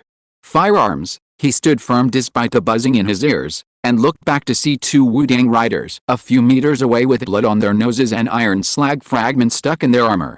They grabbed the stone wall and tried to get up, but they couldn't. The power of the thunderbolts thrown by He Liangjin was actually limited, probably just as powerful as a few falling rocks. However, the attackers were already at the end of their strength, and after this blow, their morale was completely destroyed. Retreat, retreat. Li Shenji threw his short spear randomly, picked up one of the fallen soldiers, and screamed loudly. The sand bandits rained arrows again. As Hong Sheng finally turned the corner, cheers rang out on the top of the mountain, but only for a short while. It was as if they were saving their strength for the next big battle. Chapter 94 Self-Recommendation. The sun shrank into a dot in the sky. It was blindingly red. The blood was hot, but it couldn't cool the cold of the Gobi Desert. The cold wind rushed around the stone mountain, but it seemed unsatisfied, so it went to the soldiers' knees and collars to show off its strength. After 2 consecutive battles, the army formations on the hilltops seemed stiff and silent. It was like a giant beast that was drained of blood. Under the general stand, the elites of various families lined up on both wings. On the general stand, the battle flag with the word Hong danced wildly, like a lock angry wave. Li Shenji and Hong Sheng took off their armor and sat on the chairs, letting the military doctor apply medicine and bandage them while reporting. 5 Wudang cavalry were slightly injured, 1 was killed, and another is at the gates of hell. 67 soldiers were injured, 26 died, and they are unable to fight again. Li Shenji took a few breaths, as if these 2 sentences were very hot. There are 40 or 50 people on the opposite side, at least 50. I killed one of them in the Guantong realm. He looked at Hong Sheng, who made a 2-word gesture. That means I killed 3 Guantongs. Li Shenji nodded, his face slightly relieved. In the past 2 years, Huiyang State in the south has not been peaceful, and there are many refugees. As long as the Wudang cavalry is not injured, the lost family soldiers can be easily replenished. He Shengfei must have used medicine just now. It's either the Black Knight Demon or the Ghost King. He calmed down and continued. The Black Knight Demon can temporarily suppress fear and pain, but the price is to shorten his life. Those elite soldiers in full armor didn't know to retreat when their arms were broken, and many of them bled to death. I didn't see the great sun blade wheel, but the 7-step killing star and the 4-armed night demon were on top, leading a team of Guantongs to shoot hidden arrows, but their bows are not very good, the speed and strength are average, and they can't break the armor. As Li Shenji was talking, the cut on his back was suddenly tied by the doctor, and he couldn't continue talking. And Lei's Henzi, Hong Sheng added. He had seen this thing many times in Jinhei's previous city defense battles. As a contraband, the restriction level was higher than that of iron armor. But they must not have much in stock, otherwise they wouldn't have waited until the last minute to use one. Humph, something made by the weapon workshop was used by the sand bandits against us, Hong Sheng said indignantly, casting a look at Hongdao Mountain. In the narrow passage, the sand bandits were kicking the bodies of both sides down the steep slope, simply clearing the position and recovering the arrows. This also meant that the bloody battle just now did not achieve any strategic and tactical goals except for consuming arrows and stones. There was a moment of silence on the stage. Hong Sheng and Li Shenji were injured and exhausted. Qi Liangbi sat upright, his eyes locked on the top of the mountain, like a stone sculpture. The second master of the Kui family clenched and unclenched his fists, and wanted to say something several times but stopped. At this time, Li Shenji got up and left his seat. Uncle Hong, the bandits are defending by taking advantage of the natural barrier, and they are waiting for the enemy to tire out. They still have some strength to spare. If we forcefully attack, no matter who wins or loses, we will suffer heavy casualties, he sighed and bowed heavily to Hong Jian. To break this second barrier, we need you to do it yourself. As soon as these words came out, the faces of Qi Liangbi and Kui Jiashu became lively. It was obvious that what Li Shenji said was exactly what they thought. In terms of cultivation, among the 4 members of the coalition army, Hong Sheng was the strongest, followed by the 5th brother of the Qi family, and Kui only had the 2nd meridian cultivation, which made him the last. In terms of military strength, the 150 soldiers put together by the 2nd and 3rd tier families were far inferior to the well-trained Li family. Since even the combination of Hong Sheng and Li Shenji was defeated, even if Kui led his men up, it would be in vain. But the innate masters were different. Although Hong Jian had not made a move for a long time since the elimination of the snake people, his innate 4-in-1 cultivation had long been known to everyone. No matter how steep the narrow line of sky on Hongdao Mountain was, it couldn't slow down his pace. The power of Qi realm is not comparable to that of Force realm. With the Lord's help, the big things will be settled. In front of the Xiantian fire blade, any giant shield or heavy armor will be swept away. For a while, there was a noisy discussion around the general's platform. However, Hong Fan felt that things were not that simple. In a moment, many scenes flashed through his mind. Hong Jian's seclusion and unpredictable complexion, the strong smell of medicine in his study, Li Hemming's grief and vomiting of blood, Li Shenji's initiative to volunteer. And most importantly, the 2 mysterious masters who were mixed in the Wudan cavalry and plotted against him. Hong Fan couldn't guess what these people wanted to do. But he was willing to let them fail. On the general's platform, Hong Jian nodded slightly to Li Shenji and stood up with his sword. In this case, he looked at the cliff and spoke slowly, but saw a person from the audience stepping out and striding to the front of the stage. It was his second son. Wait a minute, my lord, Hong Fan said loudly, bowing solemnly. The noise stopped, leaving only the sound of flags. Hundreds of eyes gathered in an instant. But Hong Fan seemed not to notice, and just spoke with a high voice. The sand bandits are already at the end of their strength. Why do you need my lord to take action personally? I am willing to be the spearhead of the 3rd formation, the first to break through the formation, and I will definitely break through this barrier. The heroic words rushed into the sky with the wind. The army suddenly roared, even a few people in the Hunran realm whispered to each other. Although everyone was surprised, they did not despise it. If this was said by other Guantong realms, even Hongxi, who had 12 regular cultivations, would only humiliate himself. But Hong Fan was different. Although his cultivation was low, he really chopped off Fang Xianzong's head. You must know that even if you are ranked in the 4th list, you are ranked 1st in battle record. Don't be arrogant, second brother, Hong Sheng frowned and said, his words were harsh and almost like a rebuke. The enemy relies on natural defenses, with locust arrows above and heavy shield soldiers in front. Even if I join forces with brother Shenji, we still find it difficult. You have only penetrated the 6 paths of the realm. What right do you have to be the first to break into the battle? The discussion paused. This is exactly what others want to ask. Reporting to my brother, Hong Fan looked directly at Hong Sheng and slowly said, I have penetrated the 7 paths of the realm. The latter heard the words and his eyes twitched slightly. If it is a one-on-one, I am certainly far from being your opponent, Hong Fan continued. But this is a vast sea of golden sand. A short sentence is better than thousands of words. Who can say that the sand world is not good in the desert? Chi Wu and Queer, who were originally planning to persuade, also shut up. They had all seen Ma Jingsha calling the wind and rain in the past. But Hong Jian was still hesitating.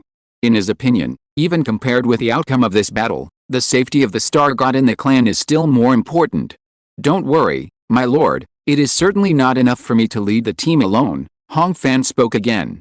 For the third formation, please join me, Mr. Kui Jiaishu, who had been sitting on the stage for a long time, naturally could not refuse this invitation. After looking at his second son for a while, seeing his clear and resolute eyes, Hong Jian finally made a decision. Okay, then you will lead the third formation. A moment later, it was not until 4 p.m. Hong Fan and Mr. Kui stood in front of the mountain road. Behind them were the 12 selected by the two sides, and 120 soldiers.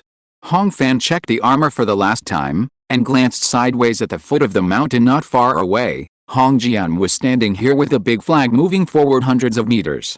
Everyone, get on. Drawing out his sword, he looked back at everyone and strode up the mountain. Chapter 95 Desert Armor. The sun was setting. It was still early for nightfall. There were more than one strongholds on the 400 miles of golden sand. But there were only a little over 300 people living in the old nest of Hongdo Mountain. These people were a mixed bunch. Not all of them were bandits who robbed and killed people in the general sense. In addition to craftsmen, horsemen, cooks, guides, and a group of old and young families, there were only 200 people who could and dared to fight, and they were managed by 4 heads. After defending 2 battles in an hour, the casualties of the sand bandits had exceeded 60, and the rest were inevitably exhausted. It will be fine if we just wait until nightfall. Many people were thinking just like that, but they saw people crowded at the foot of the mountain, and the third wave of the coalition's offensive was slowly taking shape. The atmosphere suddenly became depressing. At the foot of the mountain, the big banner with the word Hong was inserted for the second time. On the edge of the cliff, the double-headed longsword penetrated the rock. Boss, there are still about 1,500 arrows, but the stone wall is almost demolished. Everyone in the cave who can move has been divided into teams of 10 and equipped with swords, the lackey reported with a bow, and was waved away by Wan Guangji. With the latter's eyesight, Hong Jian's face could be seen clearly at this distance. No one spoke. But Wan Guangji could feel the tension of his 2 sworn brothers beside him. The mountain top was more than 100 feet high in total, and the battlefield was on the mountainside. With the martial arts of an innate master, he could cut in at any time. The slit in the sky cannot be released, and we must defend it to the end. Wan Guangji pulled out the silver knife and said coldly. If we block this attack, the sun will set. Once it gets dark, there will be a chance to break through. Remember, the weaker you are, the more you can't easily exchange your pieces. Unless Hong Jian takes action, you can't get out. After speaking, he turned and walked towards the throne, moved to the entrance of the cave. Seeing the people walking away, Yu Kei-chang couldn't help muttering, they want to defend the narrow pass, but they won't let us go. He Liangjin glanced at him and sneered impatiently. Stupid, you don't understand this. He lowered his voice. Brother means that he alone can't be Hong Jian's opponent. If we use all our cards first, we will have no chance of survival, he said, holding a bow and striding towards the pass. At the same time, the coalition team safely passed the lowest mountain road and arrived at the lower left corner of the character. I will be the spearhead later, Hong Fan said to the soldiers beside him. Wait until I break the line, and you will follow up to kill. Seeing that he was so sure, not only Kui Jiaishu, but also the Guanchong realm warriors were speechless. Mr. Hong, you may not know much about the Black Knight demon. Considering the other party's identity, Mr. Kui suppressed his temper and spoke. People who take this medicine will be like Yaksha in a battle, fearless of pain and death. If the person who takes the medicine is strong, and he is wearing heavy armor, even if he is in the Guantong realm, he will not be defeated in a few moves. When we meet in a narrow road later, Kui may not be able to take care of you, he said in a teaching tone. But he held back his words halfway. Because Hong Fan began to put on armor. The desert sand swirled in the air, reflecting the red sunlight, like a dancing fire. Every step Hong Fan took, a stream of sand gathered on him. shoulder armor, greaves, arm armor, helmet. After 5 steps, Hong Fan stood in front of the narrow sky, his whole body covered with the gravel. Because he was wearing iron armor this time, the height of the complete sand-cast warrior was nearly 2 meters. In addition to being burly, its one-piece, plate-shaped appearance was also full of a sense of power and beauty that transcended the times. "Oh, what kind of killer move is this? Why didn't you tell me earlier, nephew?" Master Kui swallowed his saliva and smiled. "This is the interim result of my non-Newtonian fluid armor project." Hong Fan's dull voice came from under his helmet. "You can call it desert sand armor." Considering that the name heavy sand armor was too common, he temporarily chose a more resounding name. The wind was agitated at this time. When everyone looked up at the sound, a powerful arrow from afar had arrived and hit the chest of the sand armor. There was a light crack. The arrow only penetrated an inch before it ran out of kinetic energy and was solidified by sand. The sand armor returned to the liquid phase. Hong Fan spread his hands to catch the arrow and looked away. In the past and the distance, across dozens of corpses lying across, He Liangjun was slowly putting down his bow. So he dispersed the sand helmet and laughed loudly.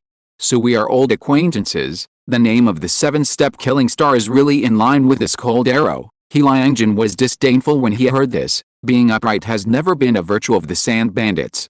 "You are just a young boy, but you have mastered the cultivation, and you dare to come to the gates of hell." He looked down and sarcastically said. "Why, the second in command doesn't want to see me?" Hong Fan raised his eyebrows and asked back. "That day in Taishan, when I cut off your third brother's head, I heard him muttering that when his second brother knew the bad news, he would definitely avenge him at all costs." When the voice reached the hilltop, many sand bandits changed their faces. Most of them were under Fang Xianzong's command. He Liangjun's heart skipped a beat, and he was sure that Hong Fan was talking nonsense. He, the 7-step killing star, could become the second in the sea because of his strong skills. In terms of friendship, the third brother would only think of the eldest brother before he died. But when it comes to loyalty, he can't clarify this. However, He Liangjun pretended to be deaf and dumb, and the other party kept talking. "What a pity, Feng Xianzong has misplaced his loyalty." Hong Fan's smile gradually faded, and his voice became more stern. "In the snow valley of Taishan, you were afraid of fighting and fled. On the hill of Hongzhou, you avoided fighting and only shot arrows from the dark. If Duangang has a spirit in the afterlife, he must have died with his eyes wide open." His shout contained true energy, and after being amplified by the natural loudspeaker of Yixenshan, both the enemy and us could hear it clearly. For a moment, the 4 words "die with eyes wide open" echoed continuously, straight into the netherworld. There was a dead silence on the mountain, but there was laughter down there. Even the serious Hong Jian smiled slightly. He had heard Hong Fan report the inside story of the bloody battle with Fang Xianzong and knew that his second son was making it up. But most people believed it. The laughter spread into the sky. He Liangjun and UK Chang wanted to explain, but they opened and closed their mouths several times and finally remained speechless. Even the sand bandits knew that actions speak louder than words. When the big banner with the word Hong appeared at the foot of the mountain, the leader's strategy had been determined: use the flesh of their men to fill the line and wait for an opportunity to escape. He Liangjun felt a decline in morale, so he shouted angrily, "Shoot, shoot." A round of arrows flew off the string and pierced the sand armor without any pain. Hong Fan stopped talking, put on his sand helmet, and stepped into the narrow mountain path. "Team 3, assemble," UK Chang shouted in a deep voice. 10 camel bull warriors armed to the teeth lined up in silence, and their eyes looked at the 2 leaders with a change. They were all personal soldiers selected and trained by Fang Xianzong himself, and they also knew that the 8 people who survived the last 2 battles were now lying in the cave, suffering from the side effects of the drugs, and they didn't even have the strength to turn over. At this time, He Liangjun no longer cared about people's hearts. "Everyone, send the Black Knight Demon to defend this battle, and each person will be rewarded with 100 taels of silver," he roared, and his eyes lashed at everyone like a whip. How cruel the 7-step killing star is, his subordinates know it best. 10 black pills were taken one by one. Soon, the effect of the medicine burned up like wildfire. Some doubts and dissatisfaction, like floating water on an iceberg, quickly condensed. At He Liangjun's command, 10 heavily armored warriors raised their shields and led dozens of minions down the pass. Corpses blocked the way, most of them with their eyes open. Blood covered the walls, and the stench was still there. If it weren't for the upward trend, This road would have seemed like a path to the underworld. The red-clothed riders followed Hong Fan into the narrow gap. Then they truly understood what Hong Sheng meant by hard work. If you're listening to this novel on a channel other than Fanfic World, it means they downloaded and uploaded it without effort. We cordially invite you to visit our channel, Mundo Fanfic Novelis. There you'll find the original version of this story and you can explore many other novels of various genres. We're waiting for you to immerse yourself in a world of incredible novels. Chapter 96, Far Beyond the Past.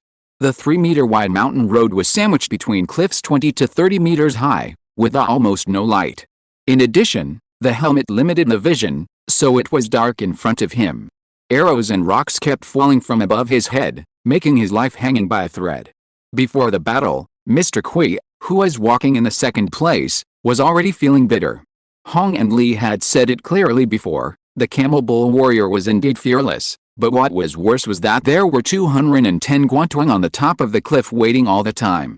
While fighting, he had to beware of cold arrows outside his field of vision. Even if he was in the Hunrin realm, he might not be able to exert his skills to 30%. But Hong Fan was different. His desert sand armor could easily deal with attacks that were not powerful enough, such as ordinary arrows. At the front of the team, the burly and strong sand-cast warrior stood like a shield. After walking more than 20 meters, his surface had been pierced by layers of arrows like a hedgehog. However, as the surface of the gravel changed phase, the arrows slid off by themselves, and the armor recovered immediately. After several rounds of intensive shooting, Hong Fan was not only unscathed, but even his energy consumption was not severe. Damn it, did this evil star god make a sand target and come to borrow arrows from us? On the top of the cliff, the sand bandit cursed in a low voice and changed his target. Under the cliff, Hong Fan clenched his sword and stepped across the center line. He was less than 10 steps away from the shield formation of the Camel Bull warriors. A forest of thorns and spears, a large cowhide shield, iron armor, and the dark red eyes that were numb and ruthless under the infiltration of black yaksha. All of the above were displayed in the straight field of vision under the helmet of the desert armor. Then, it turned into the best raw material for the surging and burning flames. The desert is ruthless, don't blame me. With a fierce war cry, Hong Fan started and accelerated, rushing towards the enemy formation. The iron spear thrust forward and pierced into the sand armor that had increased sharply and thickened, stopping at 2 inches. The spear handle was bent under the force until it reached its limit, and finally broke. Ha! Hong Fan lowered his shoulder to the big shield in the middle, knocking the strongman sideways, and then slashed the latter's shoulder with his iron-like sword. The armor plate screamed and broke, and the blade knocked out a soybean-sized hole. From all directions, murderous intent instantly boiled. The strongman on the right smashed the gun barrel, the strongman on the left threw away the short spear and drew a sword from his waist. Yu Kei-cheng's hidden arrows above, the short swords of the 2 sand bandit minions in front of him. But Hong Fan didn't care. He slashed with his backhand and hit the side of the right strongman's head. The sword broke, wiping out a large handful of sparks. The steel helmet flew up, making a sound of metal and iron. The minion's short sword hit the enemy's lower abdomen, and just as a smile appeared on the corner of his mouth, his head was grasped by the giant palm of the sand cast. Hong Fan was furious and threw down with his right arm. The face in his palm was pressed against his knee and smashed to pieces. After the formation gate was broken, he squeezed another step into the enemy formation, and his left elbow hit the chest of the second minion. Sharp sand spikes soaked with blood stabbed out from behind him. Behind him, 3 strong men who had lost their balance leaned against the stone wall and tried to chase him. But Hong Fan was not alone. Master Queer was over 40 years old and had been in the 2 meridians for a long time. He might not have enough fortitude to attack against the wind, but he had too much courage to do it with the wind. "How dare you turn your back on me?" he roared, and used the family's mountain collapse tactics to activate the iron mace and hit the strong man's head. The helmet twisted and deflated, and blood gushed out like a spring. On the other side, Hong Lai and Queer stood side by side, and cut off half of the head of the helmetless strong man with a knife. Hearing the movement behind him, Hong Fan knew that he had no worries, and he attacked more and more wantonly. He grabbed a man's forearm with his left hand, and the high-temperature sand branded his skin and flesh. He grabbed the side of a man's face with his right hand and slapped it on the rock like red and white. It was just a matter of peeing, and the enemy's vanguard was gone. In the narrow sky, only the proud roar soared into the sky, and it actually overwhelmed the shouts of the two armies. No matter how many winds you blow, I will remain unmoved. The long roar swept over the big banner, and it seemed ethereal and distorted. Many spectators were already stunned. No wonder you dare to say that you are the first to break into the battle with just the Guanchong realm, Li Shenji said slowly, his voice a little tense. The narrow environment of the narrow sky with one step at a time is a restriction for both sides of the infantry battle. Hong Fan is a man guarding the pass here. I am afraid he can really fight 1 against 100, he said, looking at Qi Liangbi who was sitting next to him, and asked, "What do you think of this sand armor, Fifth Master? It's comparable to the iron armor Kung Fu." Qi Liangbi replied in a muffled voice, but soon he couldn't hold back. "Alice, the power of the Life Star is really terrifying. If we only talk about single-point defense, this sand armor is nothing. The masters of the high-level penetration realm in my clan can do it, but the problem lies in consumption and comprehensiveness. The iron armor skill and most of the horizontal training skills consume a lot of true energy that works all over the body at the same time. Even I often wait until the attack is imminent before I use it," he explained and sighed. In addition, affected by the distribution of meridians, the defense of the horizontal training warriors in the force realm is often not balanced. The 5 senses, the back of the head, the lower genitals, etc. are natural vital points. To achieve the whole body without leakage and long-term loss like my nephew, at least you have to reach the level of my eldest brother. The eldest brother he mentioned refers to Qi Zihuan, the head of the Qi family at the heaven-human interaction level. Hearing Qi Liangbi's praise, the faces of the penetration elites following the few people changed. That's an exaggeration, right? Can the 7 meridians be compared to the communication between heaven and man? Can ordinary meridians beat Fang Shi and Zong? Based on this battle alone, the second young master of the Hong family is at least stronger than Quan Run. Everyone has seen the results of the first 2 battles. Even if my Star Master is comparable to the communication between heaven and man, so what? My cousin is only 18 years old. Although Lord Qi is strong, he is still far from Lord Jingsha, right? Various comments came into their ears, making several Quan Run feel a little embarrassed. Back then, Lord Jingsha's sand shield had amazing defensive power, and it was said that no one in the Golden Sea could break it. Li Shenji took the initiative to praise him, with a slightly forced smile. It's rare that Brother Hong Fan can use the wisdom of the predecessors in this way. Hong Sheng nodded in agreement, and his tense jawline relaxed slightly. But Hong Jian flatly denied it. The inside of Lord Jingsha's sand shield is completely different from Hong Fan's armor. I have fought side by side with Lord Jingsha for many years. Before he reached Xianshan, he almost never used such a permanent defense. The only Xianshan present spoke, and everyone immediately fell silent.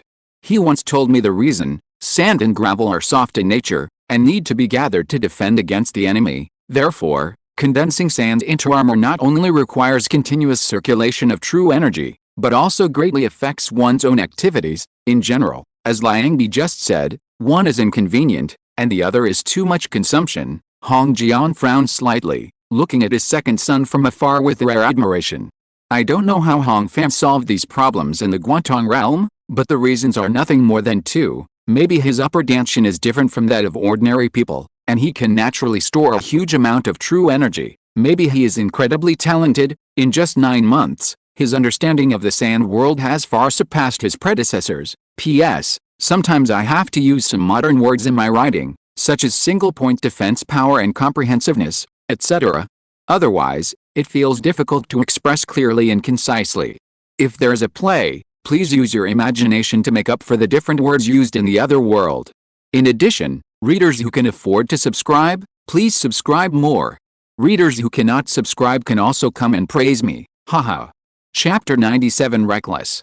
The 400 miles of Golden Sea is like a cold face.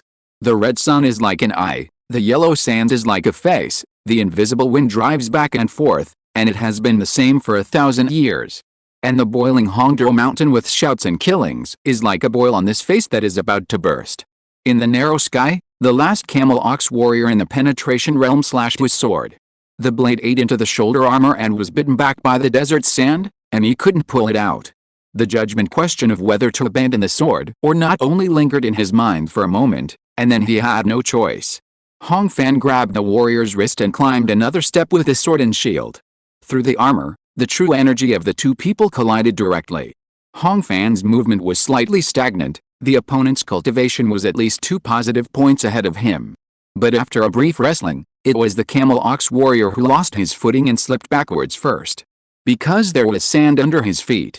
For the master of the sand world, the upper limit of grip has always been determined by the upper limit of the output of the true energy. The stalemate continued. The camel ox warrior leaned against the rock wall, holding the iron hand that pressed down on him with his right arm armor, and the heavy shield on his left side protected most of his body. The flame flow and the sand world are not good at breaking armor. I still have a chance. With the help of the absolute calmness given by the Dark Knight demon, he judged. But Hong Fan did not give him a chance. A buzzing sound suddenly rose in an instant. Is the shield vibrating? The warrior turned his eyes and saw that the center of the leather-heavy shield that was strong enough to resist the axe was slightly convex inward, and with a pop sound, a small hole was opened. The blade-like gravel jet penetrated and hit the chest armor. A blow from beyond the scope of cognition. What kind of killing method is this? The camel ox warrior looked at the armor leaf that broke and shattered in the blink of an eye, and asked instinctively. But he didn't wait for the answer. His chest suddenly became hot, and his consciousness immediately weakened. The limp arm, the dilated pupils, the gushing blood. Death came and left a signature. Hong Fan stood up, shook off the 7 or 8 arrows stuck in his back, and looked up. As he gradually approached the pass, the difference between the rock platform and the mountain road became smaller and smaller, and he had entered the sensing range of the sand world. Hongdo Mountain has stood for a long time, and there is no place on the mountain without weathered gravel. Hong Fan raised his hand and pulled, and the 2 sand bandit archers standing on the high ground suddenly felt that their feet stepped on oil, and they rolled down the cliff and were immediately submerged in the forest of swords. In the blind spot of vision, the cold arrow arrived with a swoosh sound. The heavy arrow penetrated an inch into the side of the sand helmet, and Hong Fan didn't even tilt his head. Useless thing, He Liangjin cursed in a low voice and broke the bow in his hand. He watched the sand bandits' battle line at the pass becoming thinner and thinner, and their defense gradually eroded, and his heart was in a mess. He kicked open the wooden box and threw 2 thunder bombs in succession. This time, there was finally another significant result. The 2 Guantong realm masters were injured and exhausted. Quir's full defense was still broken. Only the desert armor was embedded with more than a dozen pieces of broken iron slag, but it stood firm. Hong Fan even took off his helmet and laughed at He Liangjin. Due to his previous career, he had a certain understanding of the power of hot weapons. Ordinary grenades are loaded with dozens of grams of high-explosive gunpowder, and the killing range of unprotected targets is only 3 or 4 meters, and it has to rely on fragments. How can this kind of thunder bomb loaded with black gunpowder shake the thick sand armor unless it explodes close to the body? With all his trump cards gone, He Liangjin's teeth trembled, and bloodshot eyes became more and more dense. Everyone, those who can move, push forward, he shouted hysterically. Stop them, and don't blame me for being ruthless if you dare to take a step back. But no matter how he threatened, no one dared to move. Soon the last camel bull warrior fell to the ground, and Hong Fan broke his cervical vertebrae. There were no more sand bandits standing on the mountain road. In addition to dozens of fresh corpses, there were only 7 or 8 collapsed minions falling on the side of the road begging for life. Everyone knew that the thin line of sky could no longer be defended. Brother, we have lost our morale. We can't hold on. Uk Chang dragged He Liangjin's arm and shouted to the dozen archers on the ledge on the other side of the pass and under the big flag flying on the sea. Retreat quickly. The archers woke up from their dreams and retreated to the cave in a panic. Unfortunately, it was too late. At the pass, Hong Fan, in full armor, rose step by step, with a fiery color. The sand bandits thought that the red on the sand armor was reflected light. But they soon realized that they were wrong. Such a deep and gorgeous color can only come from blood. The sand bandits were frightened and retreated on both sides, leaving Hong Fan standing in the wind with his bare hands, circulating his true energy. The red tide on the desert armor slowly faded, revealing a bright yellow background, and finally overflowed on all sides under his feet. Like a blooming lotus. Ping-pong sounds rang out randomly. When the dozen minions on the west side of the pass saw this blood flower that spread over several square meters, their hands and feet were all sore and they threw away their weapons and collapsed on the ground. As for the east, the 3 leaders beheaded several people and opened 2 boxes of gold and silver before the last 70 or 80 professional sand bandits regained some organization. Hong Fan stood firmly at the pass, and his comrades followed him continuously. Everyone's armor had broken a lot of pieces, and there were at least 3 or 4 arrows hanging on their bodies, and almost no one was uninjured. The morale of the sand bandits is low and they are unable to counterattack, but we still have to set up a defense line in the east, Hong Fan said to Master Queer. As he spoke, the sand armor dissipated, and he felt the empty and swollen pain in his dantian slightly relieved. Leave it to me, my dear nephew, Kuijiashi replied straightforwardly. He was hesitant before going up the mountain, but now he was as vigorous as a dragon and a tiger. He wiped the blood off his face and led his men to the east. The overall situation has been decided. Hong Fan watched Queer's back and breathed a sigh of relief. Yes, I didn't expect that we could actually break through this formation. Shen Hong, whose sword had not yet been sheathed, took 2 steps forward and stood on the east side of Hong Fan, echoing. Hong Fan glanced at him, walked through the scattered kneeling bandits, and walked up to the western rock platform. On the edge of the cliff, the big flag that Wang Guangji had personally pierced into the stone before the battle was still flying. Hong Fan stepped onto the rock, turning the sand flow into a thin blade, first cut off the flag with a knife, then pulled out the flagpole with both arms, and threw it down the cliff. In the distance, cheers came from afar, like wind and rain, and lasted for a long time. Hong Fan looked at the reinforcements coming up from the bottom of the mountain, and suddenly turned back to ask Hong Lai and Shen Hong who were following closely. I said before that I could break the formation first, but you didn't believe it, the eldest son returned in defeat in the Hunran realm. How could you believe it just because you said it before? Shen Hong wiped his bald head and didn't hide it. So you obviously didn't believe it, but you came with me, Hong Fan asked again. We are all brothers who have shared life and death. In such a battle, how can there be a saying that one person accompanies the other? Hong Lai asked back, holding the handle of the knife. After a moment, Shen Hong spoke again. In fact, it's not just us. When we were assembling the team, Hong Shi also said that there is only one Star Lord in the tribe. If the situation is not right, everyone must get you out first regardless of other things. Hong Bo also wore an extra layer of mail armor, intending to cover the rear when the time comes. The mountain was speechless for a moment. You know me, I never do anything I'm not sure of. Hong Fan squeezed out a sentence with difficulty, and then laughed at himself. He turned around, his eyes first cast on Hong Shi and Hong Bo who were consolidating the defense line in the distance, and then looked at the 2 who were still blocking the sniper line and protecting him with their bodies. I was reckless this time, he said softly, more seriously than ever. To the east of the pass, the sand bandits were unable to stand and were slowly retreating into the cave. On Hongdao Mountain, 3 people stood facing the setting sun, and the mountain breeze washed away the stench on their bodies. The setting sun was dim and yellow.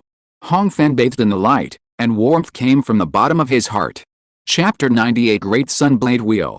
As night fell, the sky looked like a porcelain bowl inlaid with the Milky Way, upside down. With a ray of sky broken, the relatively flat third pass of the Hongdao Mountain Road was even less reliable. The 2 sides lit torches and fought again, and the result was soon known. Leaving behind more than a dozen corpses, the sand bandits retreated into the cave, relying on the terrain and long weapons to make a final stubborn resistance. At this point, a strong attack was no longer necessary. Quiera led his men to cut down dozens of poplar trees, chop them into firewood, piled them at the entrance of the cave and lit them. Black and yellow smoke rose up and poured into the cave in large streams. The carbon monoxide and sulfur dioxide produced by incomplete combustion mixed with carbon ash particles easily forced back several lines of defense. But the sand bandits who retreated in a hurry received a more terrifying treatment than suffocation. He Liangjin pulled out his long whip, breaking bones with just one blow, and smearing flesh and blood like mud. Who told you to retreat? He asked lightly. At the side of the whip, 2 bodies fell down in a miserable state. No one dared to answer. The bandits huddled by the stone wall, trembling like quails, fearing to repeat the mistakes of their companions. But the more frightened his men were, the more He Liangjin's rage could not be suppressed. Because he knew better than anyone that these people could not bear to fight again. Stay here, don't retreat. He Liangjin threw down the whip, and blood splashed on his jaw. If one person retreats, the whole squad will be killed. Don't think about surrendering. Which of the 3 families in Jinhe doesn't have a blood feud with us now? He pressed down the corners of his mouth, his lips were tightly pursed, but his face was clearly smiling. You usually use copper coins dipped in blood and eat steamed buns stuffed with human flesh. Now your knees are weak and you want to live. You can't avoid the beheading knife even if you go out. he said lightly, and his bloody eyes were like the flames from the 18 levels of hell, licking the cheeks of the bandits one by one. In the Joy Hall, UK Chang could not see the smoke, but he could feel the air between his mouth and nose gradually becoming turbid. He paced back and forth countless times, sat down on the chair, and suddenly felt dizzy when he closed his eyelids. It was as if he was perched high on a burning tower, and at the end of his 6 senses, there were alarms that the building was about to collapse. "Where is my eldest brother?" the cold question interrupted his illusion. UK Chang opened his eyes and saw He Liangjin striding in with blood. "In the black pool," he replied, his throat tightened. "Follow me." He Liangjin glanced at him and said in a commanding tone. "There is an underground river running under Hongdao Mountain, which feeds several poplar forests at the foot of the mountain. Hundreds of people flying on the sea also rely on it for drinking and washing." The narrow and deep corridor spiraled downward, unattended. Across the corner, the sound of ding-dong water came briskly, mixed with regular rustling sounds. The two heads of the family walked into the cave with torches and saw their eldest brother sitting on the rock beside the pool, holding a double-headed knife in one hand and a stone in the other. The reciprocating movements were actually sharpening the knife. The leaping flames cast Wang Guangji's figure on the water, which made He Liangjin confused and irritated. After so many years of sworn brotherhood, the double-headed knife has always been blunt. The spectral knife that Wang Guangji practiced uses Jiangjin's henki as its blade, so it is indestructible. So why does it need to be sharpened? "Brother, the fire and smoke are being used outside to smoke the cave, and we were forced to give up the cave entrance." He Liangjin sniffed the cool air here and said. Wang Guangji did not reply, but just nodded and continued to sharpen the knife. The silence lasted for a few breaths, and He Liangjin spoke again, urging. "Brother, I am not afraid of death, but we can't wait to die. I still have 11 black yakshas, and there are 13 people with penetration cultivation below. How about we force them to take the medicine and rush out? It's completely dark now.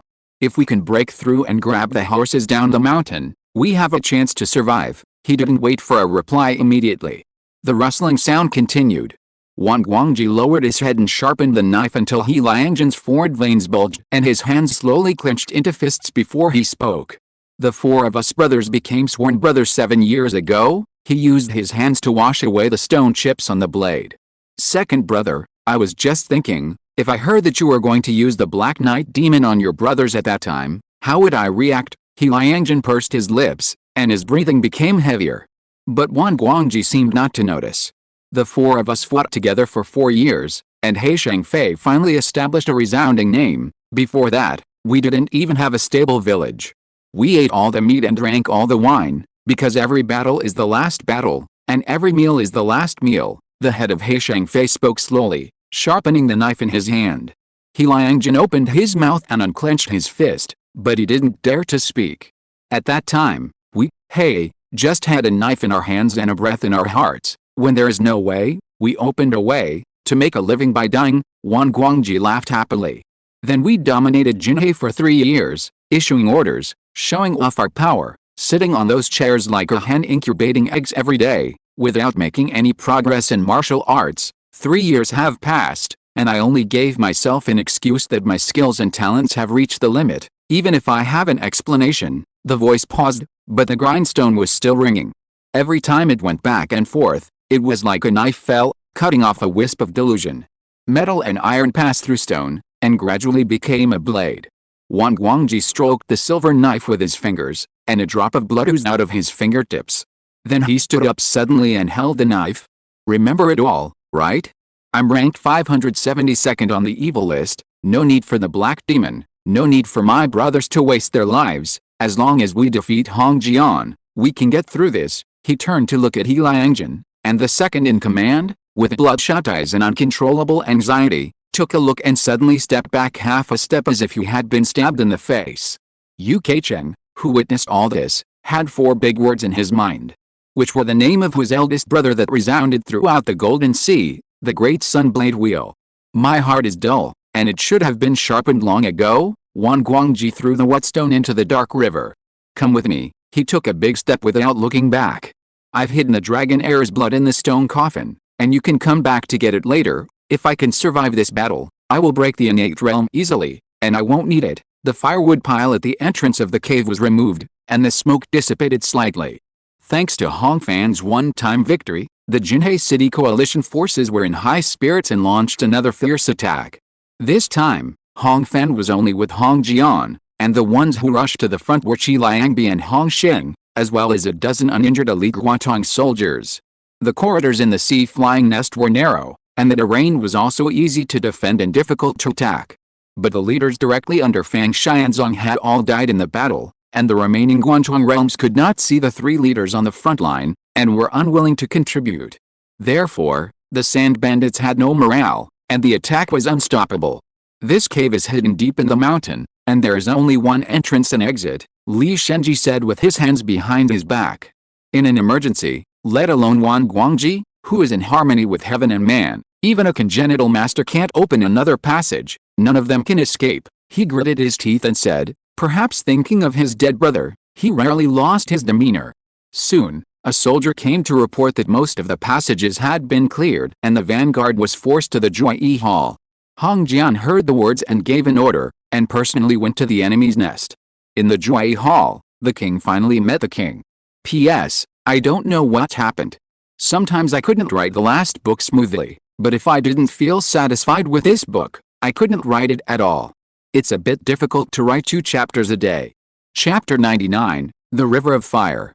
When Hong Fan followed Hong Jian into the Juai Hall, Wan Guangji was standing in front of the big boss's chair, like a long spear piercing the ground.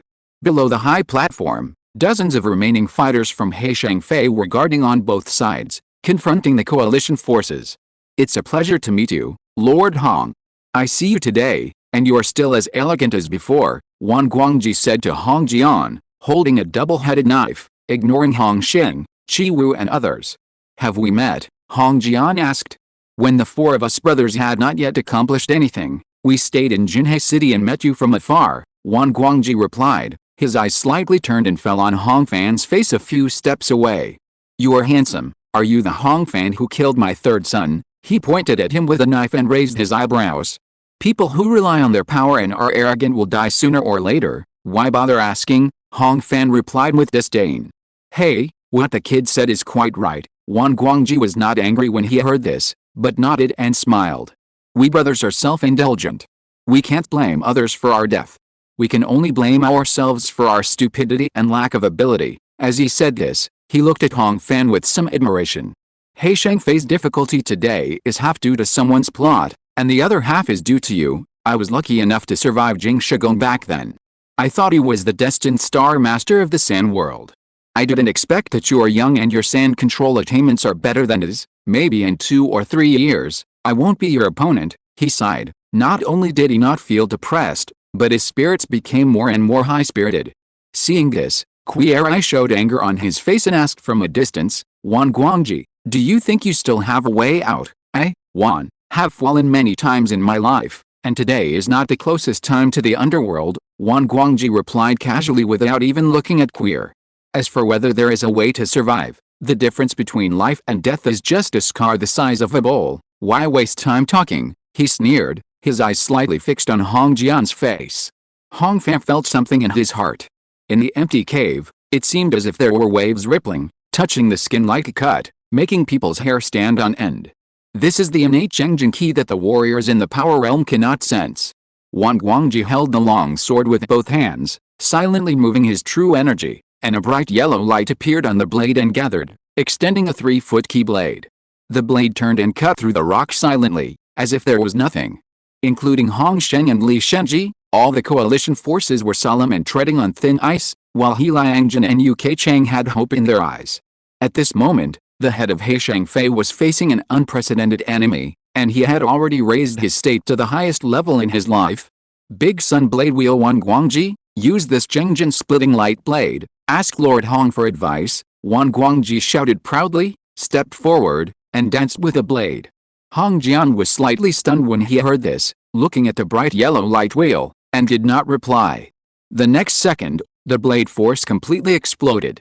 Wan Guangji stepped quickly and continuously, crushing the rock platform all the way like a flying swallow skimming the water, and swept dozens of meters in the blink of an eye. Including Hong Fan, most people could not catch up with his speed at all.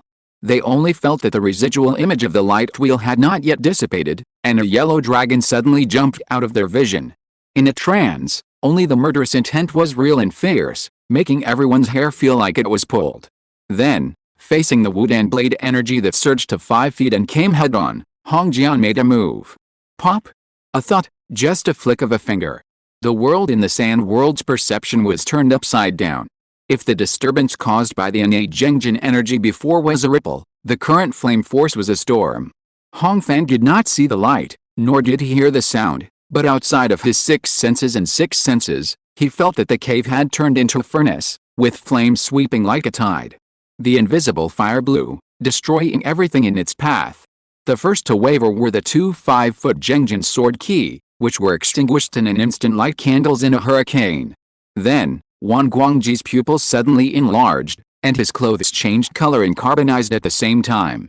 The flames swept over his sword and the man, and before the power was over, they rushed out dozens of meters away, burning the big boss's chair in the middle line into a torch. The flames were blazing, burning people's hair and beards.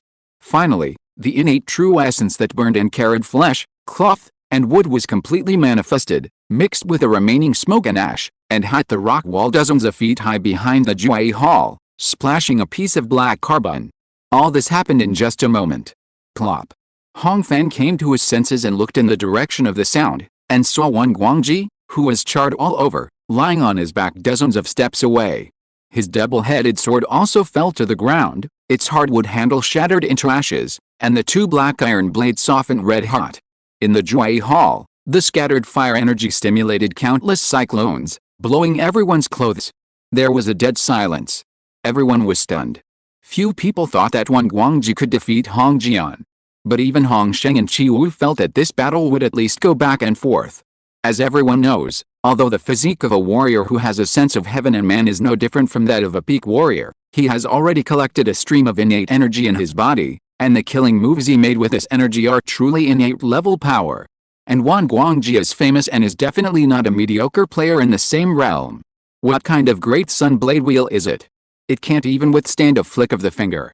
It's really just a name. Li Shenji stared at the charred corpse, his fingers trembling, and he actually had a bit of regret for not being able to make a good person.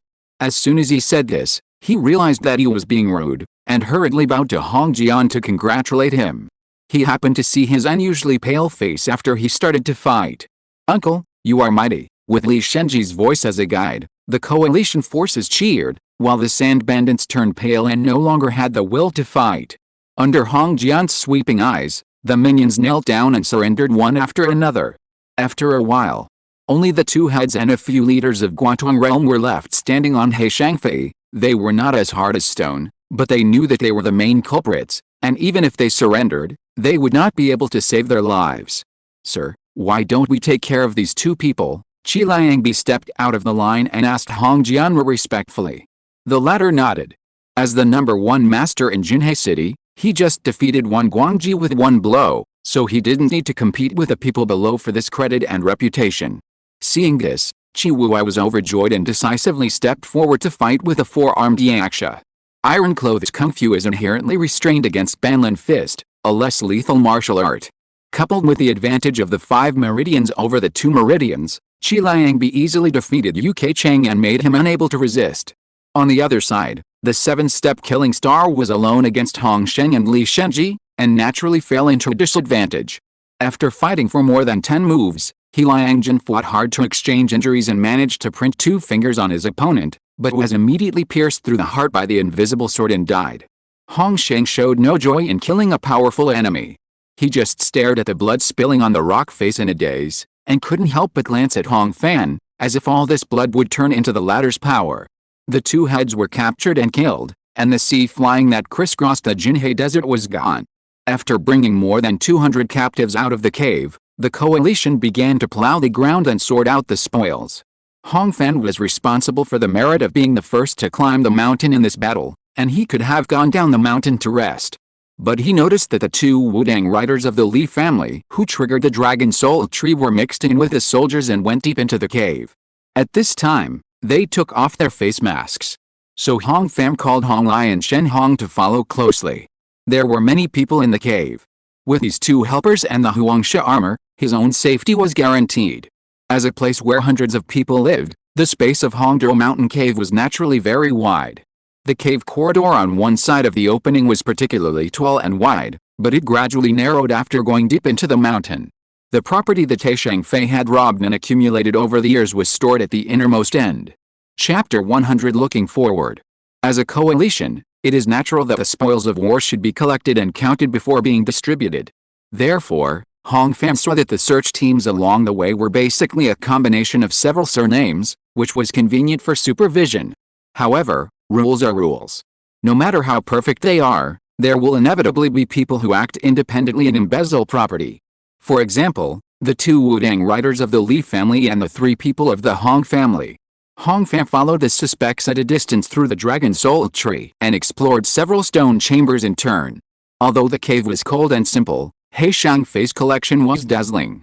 In addition to the gold, silver and copper coins packed in boxes, there were also many high-end furniture, exquisite jades, and martial arts elixirs. On a pile of miscellaneous items, Hong Fan also found 2 silk quilts woven with gold thread. These things are not only valuable, but many of them also have clear surname emblems, belonging to the major nobles in different cities in Liangzhou. After walking around with torches for half a circle, the two Wudang riders became more and more anxious, and it was obvious that they had not yet achieved their goal. But Hong Fan made the first discovery. When passing a remote stone chamber, he felt a dragon soul tree suddenly wave its branches and leaves, pointing out the direction. Hong Fan led the two into the room. All they could see were some worthless miscellaneous items covered with dust, and it was obvious that no one had cleaned them up for a long time. However, the innermost stone wall pointed to by the dragon soul tree was full of mysteries. The sand world sensed scattered gravel inside the rock. "This stone is empty," Hong Fan whispered, and gave a wink to Hong Lai and Shen Hong, asking them to go to the door to keep watch. The two immediately did so. Then, following the guidance of the sand world and the dragon soul tree, Hong Fan quickly found the key. A miniature sarcophagus, which was tightly hidden in the stone wall, could not be distinguished by the naked eye. There were 2 things hidden in the sarcophagus: a square oil paper bag, and a small glass bottle filled with an unknown liquid. The dragon soul tree's induction was pointing to the latter. Hong Fan took out the things, pushed the sarcophagus back first, and then looked carefully again. There was a thick stack of silver bills in the oil paper bag. 100 taels of silver per note, a total of 150 notes, 100 of which were brand new and neat, and 50 were old and varied. A total of 15,000 taels of silver. Hong Fan had seen a lot of money in his 2 lives, but he was still a little thirsty at this moment. In his previous life, this was equivalent to about 12 million RMB. After carefully hiding the silver note in the deepest part of his armor, Hong Fan carefully examined the glass bottle. Judging from the texture, the liquid in the bottle should be blood, but there were countless golden stars floating in its scarlet color.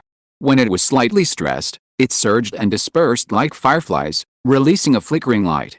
With the help of the firelight, Hong Fan looked at the blood, and inexplicably determined in his heart that it was extremely valuable and might be the target of the 2 Wudang riders. After all, they could trigger the induction of the dragon soul tree. Hong Fan gently stroked the bottle body, and with a little force on his fingers, he twisted the bottle cap to create a gap. At this moment, he felt a storm suddenly rolling up on the spiritual platform. The dragon soul tree's golden roots like dragon whiskers fluttered happily, like a plant that had been drought for a long time and met with a sweet rain, drawing a force from the fingers.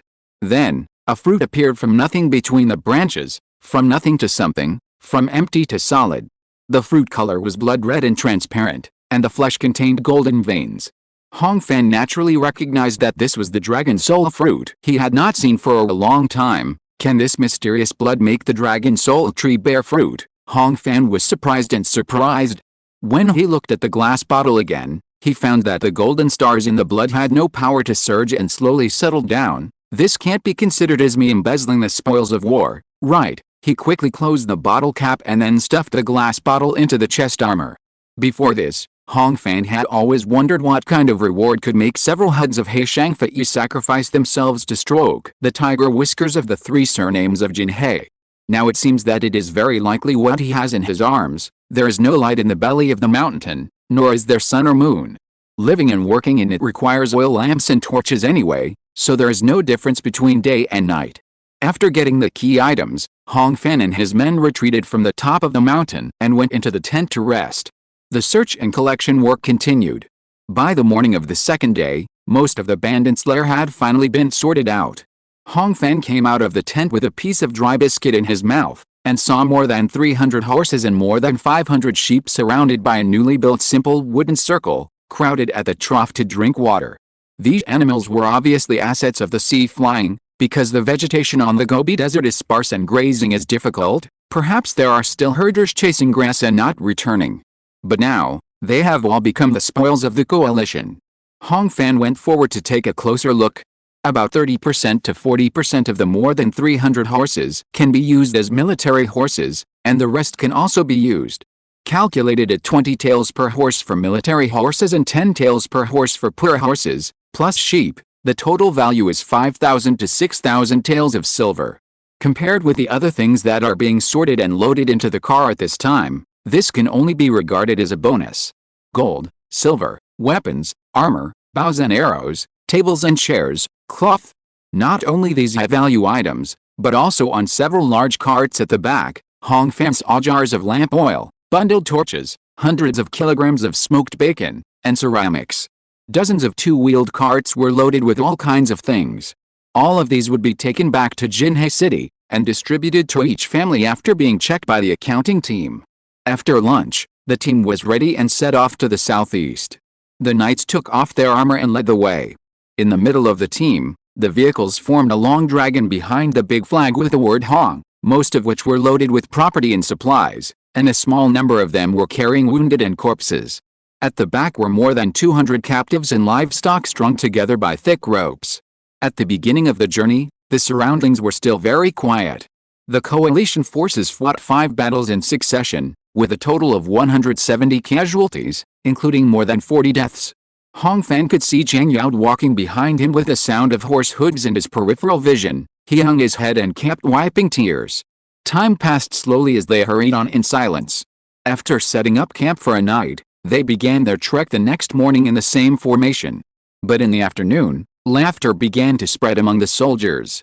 Hong Fan stood up and looked back in his stirrups, but he could not see much sadness wherever he looked.